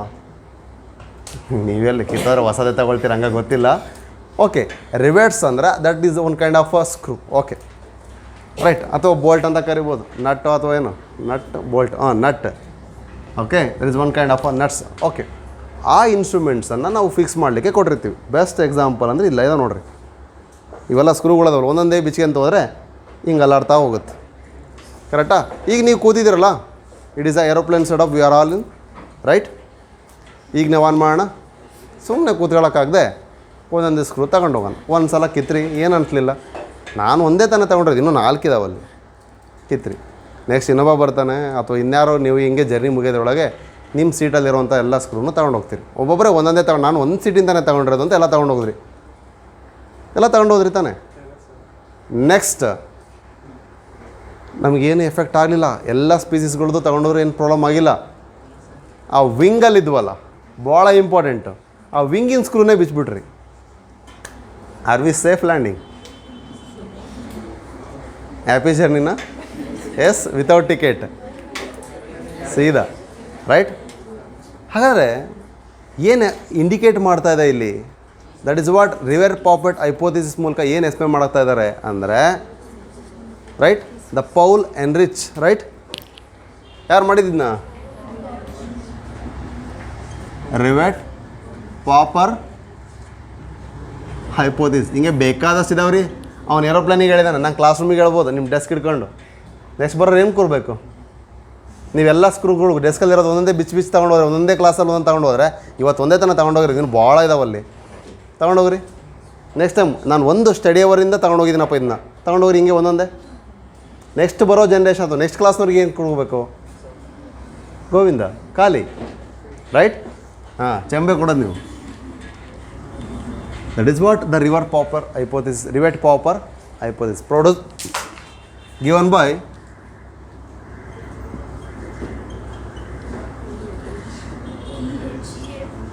ಹಾಂ, ಎಲ್ಲ ಎಲ್ಲಿ ಬರುತ್ತೆ ಅನ್ಸುತ್ತೆ ನೋಡ್ರಿ ಅದರಲ್ಲಿ.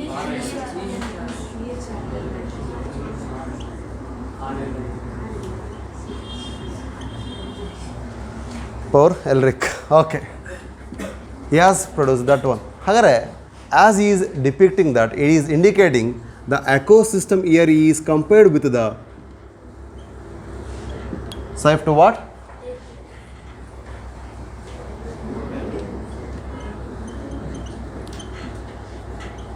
And here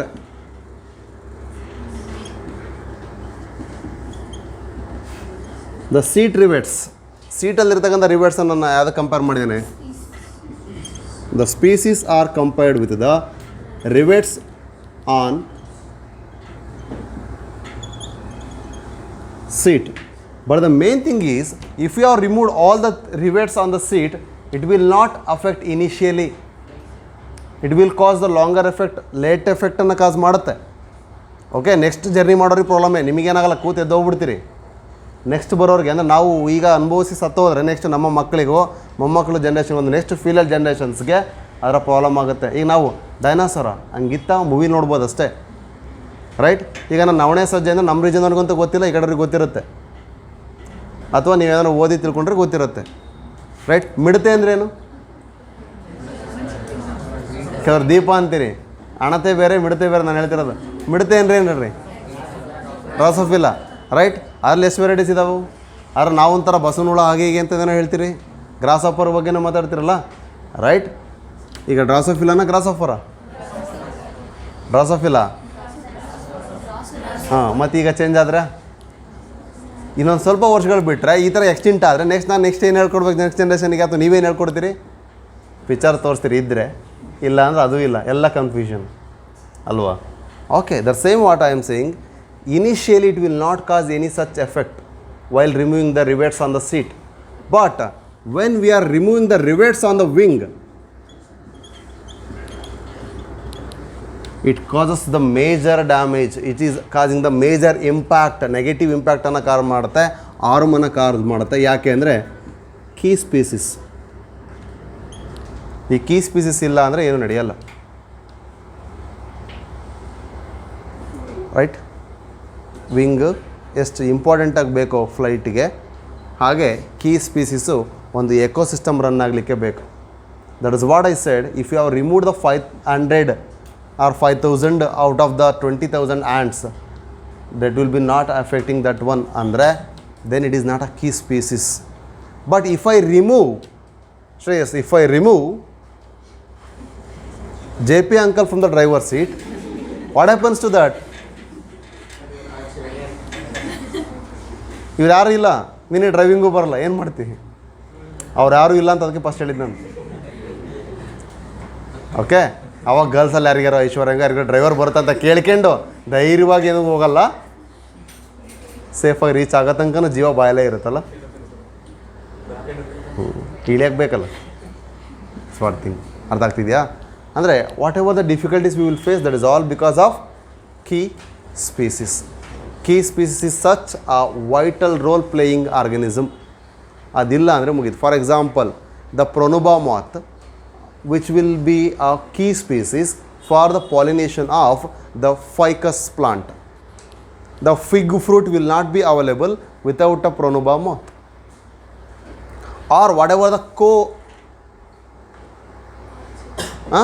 existing species, that is what the mutualism we can see.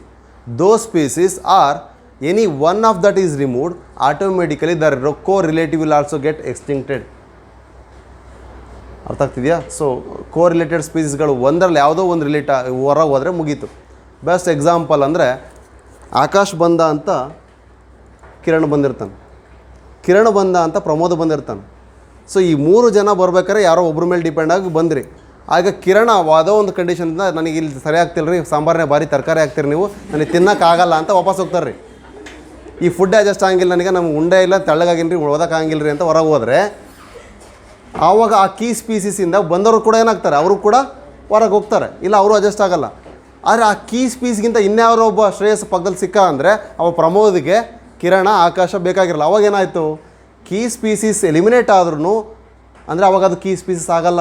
ಯಾಕೆಂದರೆ another species is there which will play the role of that one. ಸುಮ್ಮನೆ ಕಂಪೇರ್ ಮಾಡಿದ್ದು ಮತ್ತು ಇಲ್ಲೇನೂ ಇಲ್ಲ. ಅರ್ಥ ಆಗ್ತಿದೆಯಾ? ಅವಾಗ ತರಕಾರಿ ಹಾಕಿ ನಡೆಯುತ್ತೆ, ಆಗ್ತಿದ್ರು ನಡೆಯುತ್ತೆ. ಅರ್ಥ ಆಗ್ತಿದೆಯಾ? ಹಾಗೆ ಇಲ್ಲಿ ವೆರಿ ಇಂಪಾರ್ಟೆಂಟ್ಲಿ ಆ ಥರದ ವೈಟಲ್ ರೋಲನ್ನು ಪ್ಲೇ ಮಾಡೋ ಸ್ಪೀಸ್ಗಳು ಇರ್ತವೆ, ಅವುಗಳನ್ನ ನಾವು ರಿಮೂವ್ ಮಾಡೋಂಗಿಲ್ಲ. ಬೆಸ್ಟ್ ಥಿಂಗ್ ಅಂದರೆ for example the algae which is present in aquatic ecosystem, ಅದರಲ್ಲೂ ಕೂಡ ಈ ಪಾಂಡ್ ಎಕೋಸಿಸ್ಟಮಲ್ಲಿ ಆಲ್ಗೆ ಇದೆ. ಅದನ್ನು ನಾನು ರಿಮೂವ್ ಮಾಡಿದೆ ಅಂತ ಅಂದ್ಕೊಳ್ಳಿ, ಅಲ್ಲಿರ್ತಕ್ಕಂಥ ಸ್ಮಾಲ್ ಫಿಶ್ ಆಗಿರ್ಬೋದು, ಝೂ ಪ್ಲಾಂಕ್ಟಾನ್ಸ್ ಆಗಿರ್ಬೋದು, ಅಥವಾ ಬೇರೆ ಯಾವುದೇ ಲಾರ್ಜರ್ ಫಿಶಸ್ ಆಗ್ಬೋದು, ಎಕ್ಸಿಸ್ಟ್ ಆಗಲ್ಲ. ರಿಲೇಟಿವ್ಲಿ ಸ್ಲೋಲಿ ಅವೇನಾಗ್ತಾ ಹೋಗ್ತವೆ, ಎಲಿಮಿನೇಟ್ ಆಗ್ತಾ ಹೋಗ್ತವೆ, ಸಿಸ್ಟಮಿಂದ ಎಕ್ಸ್ಟಿಂಕ್ಟ್ ಆಗ್ತವೆ. ಯಾಕೆ? There is no oxygen source. Dissolved ಆಕ್ಸಿಜನನ್ನು ಇನ್ಹ್ಯಾನ್ಸ್ ಮಾಡಲಿಕ್ಕೆ ಅಲ್ಲಿ ಯಾವುದೂ ಇಲ್ಲೇ ಇಲ್ಲ. ನಾನು ಅಲ್ಲಿ ಯಾವುದೇ ರೀತಿಯಾದ ಫಾರಿನ್ ಸ್ಪೀಸ್ನ ಇನ್ವೆಸ್ಟ್ ಮಾಡಿಲ್ಲ, ಅಲ್ಲಿ ಇನ್ಕಾರ್ಪೊರೇಟು ಮಾಡಿಲ್ಲ. ಆದರೆ ನಾನು ಪ್ರೊಡ್ಯೂಸ್ ಮಾಡಿರೋದು ಏನಪ್ಪ ಅಂದರೆ ಅಲ್ಲಿರೋ ಮೇನ್ ಪ್ರೊಡ್ಯೂಸರ್ಸನ್ನು ಹೊರ ತೆಗ್ದಿದ್ದೀನಿ ಅಷ್ಟೇ.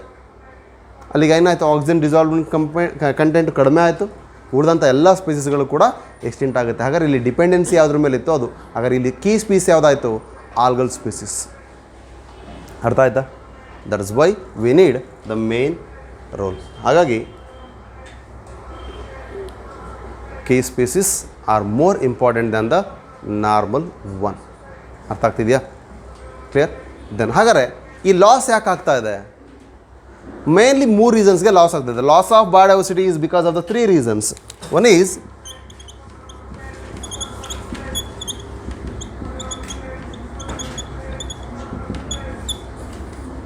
because of 3. One is natural extinction.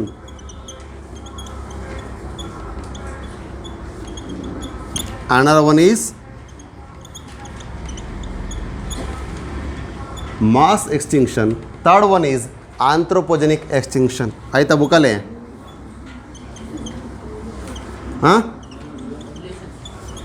Explanation ಆಯ್ತಲ್ವಾ? ಈ ಟರ್ಮ್ಸ್ ಇದಾವ, ಇದು ಇದೆ, ಇದು ಇದೆ, ಇದು ಇನ್ನೊಂದು ಕಡೆ ಮೆನ್ಷನ್ ಮಾಡಿದ್ದೀವಿ. ಓಕೆ, ಸೊ ಹಾಗಾದ್ರೆ what are the 3 main causes for extinction?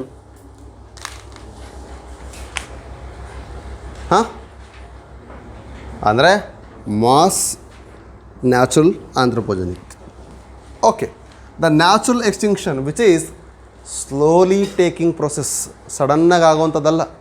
ಯಾವುದೋ ಒಂದಿಷ್ಟು ಅವೈಲೇಬಿಲಿಟಿ ಇಲ್ಲ. ಫಾರ್ ಎಕ್ಸಾಂಪಲ್ ಡೈನಾಸರ್ ಎಕ್ಸ್ಟಿಂಕ್ಷನ್ ಆಗಿದ್ದು ಹಾಗೇ, ಅದರಲ್ಲಿ ಗ್ರಾಸ್ ಲ್ಯಾಂಡ್ಸ್ ಇರಲಿಲ್ಲ, ಅದಕ್ಕೆ ಅದ್ರ ಮೇಲೆ ಡಿಪೆಂಡ್ ಆಗಿರ್ತಕ್ಕಂಥ ಆರ್ಗನಿಸಮ್ ಅದಕ್ಕೆ ಸಿಗಲಿಲ್ಲ. ಆನಂತರ ಅದು ಗ್ರಾಸ್ ಲ್ಯಾಂಡ್ಸು ಫಾರೆಸ್ಟ್ ಆಗಿದ್ದರಿಂದ ಆ ರೀಸನ್ಸ್ಗೆ ಅವೈಲೇಬಿಲಿಟಿ ಆಫ್ ಫುಡ್ ಸೋರ್ಸ್ ಕಡಿಮೆ ಆಯಿತು. ಅವೈಲೇಬಿಲಿಟಿ ಆಫ್ ಫುಡ್ ಸೋರ್ಸ್ ಕಡಿಮೆ ಆದ ಅಲ್ಲಿರೋಂಥ ಅರ್ಬಿವರ್ಸ್ ಸಿಗಲಿಲ್ಲ. ಅರ್ಬಿವರ್ಸ್ ಇಲ್ಲ ಅಂದ ತಕ್ಷಣ ಇದು ಎಲಿಮಿನೇಟ್ ಆಗ್ತಾ ಹೋಗುತ್ತೆ. That is how the changes slowly taken place. ಅಲ್ಲಿ ಏನಾಗ್ತದೆ, ಸಕ್ಸೆಷನ್ ಆಗ್ತಾ ಹೋದಾಗೆ ಸ್ಲೋಲಿ ಆಗ್ತಾ ಹೋಯಿತು, ಆದರೆ ಅದೇ ರೀತಿಯಾಗಿ ಇದು ಕೂಡ ಸ್ಲೋಲಿ ನ್ಯಾಚುರಲ್ ಪ್ರೊಸೆಸ್ ಮೂಲಕ ಎಲಿಮಿನೇಟ್ ಆಗ್ತಾ ಬಂತು. That's it. That is what natural extinction. Clear? Then what about mass extinction? Already 5 episodes ಆಗ್ಬಿಟ್ಟಿದೆ. ಎಪಿಸೋಡ್ಸ್ ಅಂದ್ರೆ ಅರ್ಥ ಆಗುತ್ತೆ ನಿಮಗೆ, right? What are those episodes? That is already 5 episodes we have experienced, not experienced, we have read. We are experiencing the 6th one. We are experiencing the 6th one, but we are already knowing about the 5 episodes of mass extinction. What is mass? Sudden one of the way ಬಂದು ಹಿಂಗೆ ಕೊಚ್ಕೊಂಡು ಹೋಯ್ತು, ಮುಗೀತು. ಅಲ್ಲಿಲ್ಲ, ಯಾವುದೋ ಒಂದು particular species ಅಂತ ಅಲ್ಲ. It will take away all the things. ಹೆಂಗೆ ನಾವು ಮಾಸ್ ಫ್ಲೋಲ್ಲಿ ಎಲ್ಲದೂ ಒಂದೇ ಸಲ ಹೋಗುತ್ತೆ ಅಂತ ಹೇಳ್ತೀವೋ, ಒಳ್ಳೆ ನೀರನ್ನ ಬಿಡಬೇಕಾದ್ರೆ ಡ್ಯಾಮಿಂದ ಹೆಂಗೆ ಬರುತ್ತೆ, ಮಣ್ಣು ಬರುತ್ತೆ, ಗಿಡನೂ ಬರುತ್ತೆ, ಕಸ ಕಡ್ಡೆ ಆ ಕಡೆ ಈ ಕಡೆ ಏನೆಲ್ಲ ಇರುತ್ತೆ ದಾಡಿಯಲ್ಲಿರೋದು ಎಲ್ಲ ಬರುತ್ತೆ.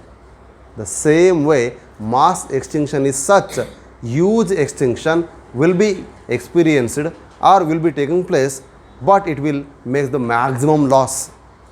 1-2 ಸ್ಪೀಸೀಸ್ ಅಂತಲ್ಲ, ಅದರಿಂದ ಯಾವುದು ಬೇಕಾದ್ರೂ ಎಕ್ಸ್ಟಿಂಕ್ಟ್ ಆಗ್ಬೋದು. But already we have, means in this living world we have experienced 5 episodes. So 5 ಎಪಿಸೋಡ್ಸಲ್ಲಿ ಯಾವ್ದು ಹಂಗಾರೆ?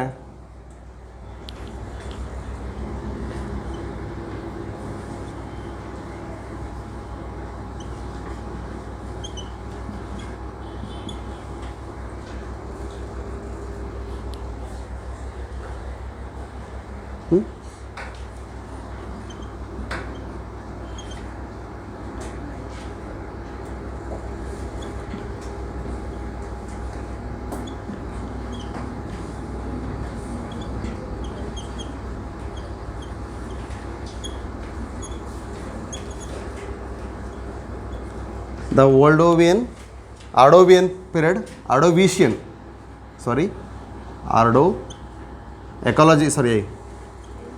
evolution chapter ಗೊತ್ತಿರ್ರಿ. Ordovician, late Devonian, Permian, Triassic, Cretaceous. ಹಿಂಗೆ ಜುರಾಸಿಕ್ ಅಂತ ಓದಿದಿರಿ, ಕ್ವಾಟರ್ನರಿ ಅಂತ ಓದಿದಿರಿ. ಈಗ ನಾವಿರೋದು ಯಾವ ಪೀರಿಯಡಲ್ಲಿ? ಬಯಾಲಜಿ ಪೀರಿಯಡ್ ಗೊತ್ತು. ಯಾವ ಪೀರಿಯಡಲ್ಲಿ? ಎವಲ್ಯೂಷನರಿ ಯಾವ ಪೀರಿಯಡಲ್ಲಿದ್ದೀವಿ? ಓ ಮೈ ಗಾಡ್. ರಾಜೇಶ್ವರಿ ಯಾವ ಪೀರಿಯಡ್ ಆಗಿದ್ದೀವಿ ರೀ? ವೆರಿ ಗುಡ್ ರೀ.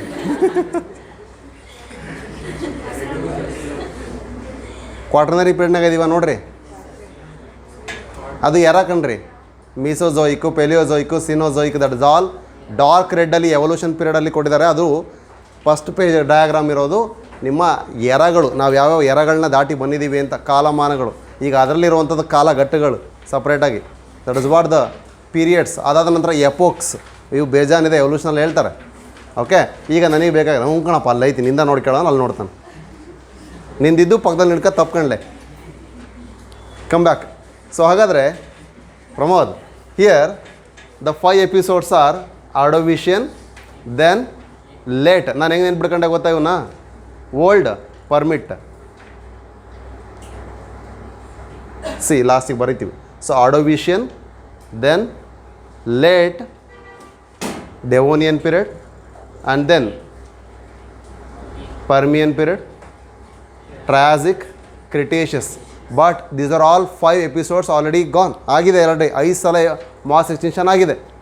ಅದಾದಮೇಲೆ ನಾವು ಈ ಲೆವೆಲಿಗೆ ಎಕ್ಸಿಸ್ಟ್ ಆಗಿರೋದು. ಮೇ ಬಿ ಇನ್ನೊಂದು ಸಲ ಆದರೆ ಹೋಗುತ್ತೆ. ಹಾಗಾದ್ರೆ ಇನ್ನೊಂದು ಸಲ ಯಾವಾಗ ಆಗುತ್ತೆ? ಆಲ್ರೆಡಿ ಆಗ್ತಾ ಇದೆ. That is in a quaternary period. The quaternary period of this is taking place in 100 to 1000 times faster. Very good. ಭಾಳ ಹತ್ತದಲ್ಲಿದ್ದೀವಿ.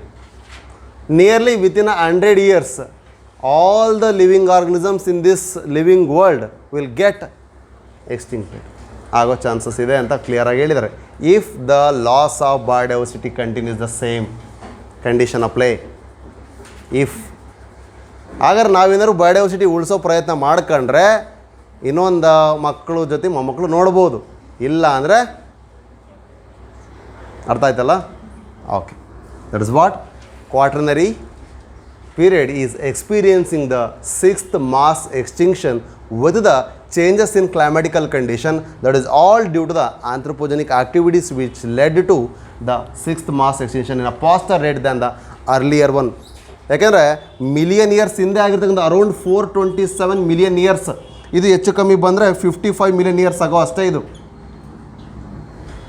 ಜಸ್ಟ್ ಥಿಂಕ್ ಮಾಡಿ ಎಷ್ಟೆಷ್ಟು ಮಿಲಿಯನ್ ಇಯರ್ಸ್ ಅಂದರೆ ಅಲ್ಲಿ ಈಗ ಇಲ್ಲಿಂದ ಇಲ್ಲಿಗೆ ಹೆಚ್ಚು ಕಮ್ಮಿ ಒಂದು 50, ಒಂದು 100, ಇಲ್ಲೊಂದು 50, ಇಲ್ಲೊಂದು 100 ಅಂದ್ರೂ 55ಇಂದ 427 ಆಗಲಿಕ್ಕೆ ಎಷ್ಟು ಬೇಕು? Around 100 times 100 and 100 years variations ಆಗಿದೆ ಅಂತ ಅನ್ಕೋಣ. ಒಂದು 80 ಇಯರ್ಸ್ ಒಂದೊಂದಕ್ಕೂ ಡಿಫ್ರೆನ್ಸ್ 80 ಮಿಲಿಯನ್ ಇಯರ್ಸ್ ಆಗೋ ಇದೆ ಅಂತ ಹೇಳ್ತಾ ಇದ್ದೀನಿ ನಾನು. ಆದರೆ ಇಲ್ಲಿಗೆ ಸಡನ್ನಾಗೆ 55 ಮಿಲಿಯನ್ ಇಯರ್ಸ್ ಆಗೋ ಇದ್ದಿದ್ದು ಈಗ ನಾವು ಎಕ್ಸ್ಪೀರಿಯೆನ್ಸ್ ಮಾಡ್ತೀವಿ ಅಂದರೆ ಎಷ್ಟು ಲಾಸ್ ಆಗುತ್ತೆ, ಎಷ್ಟು ಬೇಗ ಆಗ್ತಿದೆ ಥಿಂಕ್ ಮಾಡಿ. ಅಷ್ಟು ಬೇಗ ಹಾಳು ಮಾಡಿದ್ವಿ ನಾವು ಅಂತ ಅರ್ಥ. ಯಾವಾಗ ಹೋಮೋಸೇಪಿಯನ್ ಎಂಟ್ರಿ ಆದ ಆವಾಗ ಭಾಳ ಬೇಗ ಲಾಸ್ ಆಗಲಿಕ್ಕೆ ಸ್ಟಾರ್ಟ್ ಆಯಿತು. ಯಾಕೆಂದರೆ we are taking all the things which are taken for granted ಅನ್ನೋ ಥರ ಓವರ್ ಎಕ್ಸ್ಪ್ಲೋಟೇಷನ್ ಮಾಡ್ತಾಯಿದ್ವಿ. ಹಾಗಾದರೆ ನೆಕ್ಸ್ಟ್ ಅದೇ ರೀತಿಯಾಗಿ 4 ಕ್ವಾರ್ಟೆಟ್ ರೀಸನ್ಸನ್ನು ಹೇಳ್ತೀವಿ ನಾವು. They are evil, they are negative reasons ಯಾವುದಿದ್ದಾವೆ ಅವನ್ನ ಇವಿಲ್ ಕ್ವಾರ್ಟೆಟ್ ರೀಸನ್ಸ್ ಅಂತ ಓದ್ತೀವಿ. ಬಟ್ ಅದಕ್ಕಿಂತ ಮುಂಚೆ ಈ ಒಂದು ಪಾಸ್ಟ್ 500 ಇಯರ್ಸಲ್ಲಿ ಅಂದರೆ ಹಿಂದಿನ 500 ವರ್ಷಗಳ ಹಿಂದಿಂದ ಡಾಟಾ ಕಲೆಕ್ಟ್ ಮಾಡಿದ್ರೆ ದಟ್ ಈಸ್ IUCN. ಈಗ ಅದು WCN ಆಗಿದೆ, world conservation of nature. What is that? IUCN ಅಂದರೆ ಏನಂಗಾರೆ ಇಂಟರ್ನ್ಯಾಷನಲ್ ಯೂನಿಯನ್ ಫಾರ್ ಆಫ್ ಅನ್ನೋದಕ್ಕೂ ಕೂಡ ಒಂದು ವರ್ಷ ಕ್ವಶನ್ ಬಂದಿದೆ, ನೆನಪಿರಲಿ. ಅಲ್ಲಿ ಆಫ್ ಇದೆ ನೋಡ್ರಿ, ತಡಿ ಒಂದು ನಿಮಿಷ. ಏನಿದೆ ನೋಡ್ರಿ IUCN ಅಂತ. ICBN ICZN ಬಗ್ಗೆ ನಾನು ಮಾತಾಡ್ತಿಲ್ಲ, ಅಲ್ಲಿ ಆಫ್ ಝುವಾಲಜಿಗೆ ಫಾರ್ ಬರುತ್ತೆ, ಅದು ಬೇರೆ. ನಾನು ಇಲ್ಲಿ ಹೇಳ್ತಿರೋದು international union for conservation of nature and natural resources. ಕೆಲವು ಬುಕ್ಕಲ್ಲಿ ನೇಚರ್ ಆ್ಯಂಡ್ ಇಟ್ಸ್ ರಿಸೋರ್ಸಸ್ ಅಂತಲೂ ಕೊಡ್ತಾರೆ, ಅಲ್ಲಿಗೆ ಸೇಮ್ ಅರ್ಥನೇ, ಆದರೆ nature and natural resources IUCN. ಈಗ ಅದನ್ನು world conservation for nature and natural resource ಅಂತ ಕರಿತೀವಿ, WCN. ಕ್ಲಿಯರ್? ಬಟ್ ಇನ್ನು NCERT ಬುಕ್ಕಲ್ಲಿ IUCN ಇದೆ. ಯಾಕೆ ಇದು ಹಾಗೆ ಇದೆ ಅಂದರೆ according to that red data book ಅಥವಾ ರೆಡ್ ಲೀಸ್ಟ್. ಬಟ್ ಅದಾದಮೇಲೆ ಭಾಳಷ್ಟು ಸೇರಿದ್ದಾವೆ ರೆಡ್ ಲೀಸ್ಟಿಗೆ. ಆ್ಯಸ್ ಪರ್ NCERT 2004 ಡೀಟೇಲ್ಸನ್ನು ನಮಗೆ ಕೊಟ್ಟಿದ್ದಾರೆ. ಓಕೆ, ಅದಾದಮೇಲೆ 2ರಿಂದ 3 ಸಲ ಆಡಾಗಿದೆ. ಸೊ ಎವ್ರಿ 4 ಇಯರ್ಸ್ಗೆ ಆಡಾಗ್ತಾನೆ ಹೋಗುತ್ತೆ. ಓಕೆ, ಏನೇನೆಲ್ಲ ಲೀಸ್ಟ್ ಇದ್ದಾವೆ ಪ್ರತಿಯೊಂದು ಕೂಡ ಡೀಟೇಲ್ಸ್ ಆಡಾಗುತ್ತೆ, ಆದರೆ ಪಬ್ಲಿಷ್ ಮಾಡೋದು ಆ ಟೈಮ್ ತೊಗೊಳ್ತಾರೆ. ಓಕೆ, ಅರ್ಥ ಆಗ್ತಿದೆಯಾ? ಸೊ ಹಾಗಾದರೆ ಈ ಡಾಟಾ ಪ್ರಕಾರ 500 ಇಯರ್ಸಿನ ಡೀಟೇಲ್ಸ್ ಇಂದಿನ ಈ ಜಸ್ಟ್ ಪ್ರೀವಿಯಸ್ 500 ಇಯರ್ಸ್ ಅಂದರೆ ಪಾಸ್ಟ್ 500 ಇಯರ್ಸಲ್ಲಿ ಏನಾಗಿದೆ, ಓವರ್ ಆಲ್ ಎಷ್ಟು ಸ್ಪೀಸ್ ಎಕ್ಸ್ಟಿಂಕ್ಟ್ ಆಗಿದೆ? 784 ಸ್ಪೀಸಸ್. ಓಕೆ, ಎಷ್ಟು ಕ್ಲಿಯರ್ ಇದೆಯಾ? ಹಾಗಾದರೆ ಮಾಸ್ ಎಕ್ಸ್ಟಿಂಕ್ಷನ್ ಏನು ಅಂತ ಆಂಥ್ರೋಪೋಜೆನಿಕ್ ಬಗ್ಗೆ ನಾನು ಓವರ್ ಎಕ್ಸ್ಪ್ಲೋಟೇಷನ್ ಬಗ್ಗೆ ಮಾತಾಡೋಕೆ ಹೇಳ್ತೀನಿ.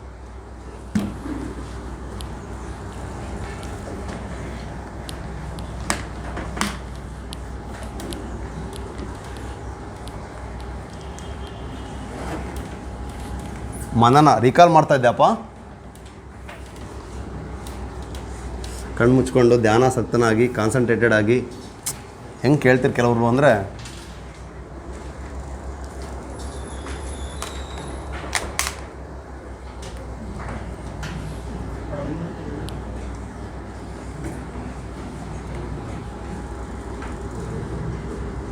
So according to international union for conservation of nature and natural resources is with the data of 2004 the red list or red data book. ಯಾರು ಇದನ್ನು ಪಬ್ಲಿಷ್ ಮಾಡೋದು?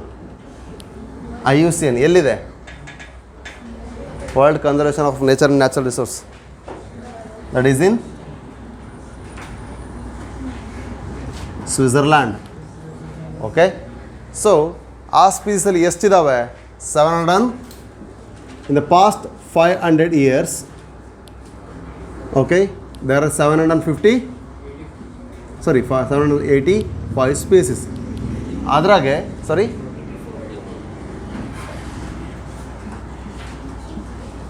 ಮ್ಯಾಮಲ್ಸ್ ಎಷ್ಟು, ಮತ್ತು ಆಂಫಿಬಿಯನ್ಸ್ ಕೊಟ್ಟಿದ್ದೀವ?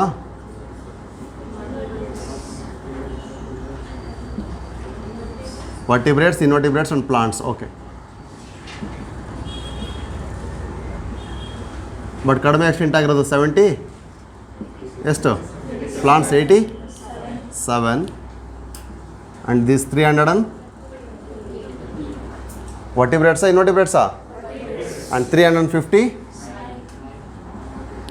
ಇನ್ವರ್ಟಿಬ್ರೇಟ್ಸ್ ಕರೆಕ್ಟಾ.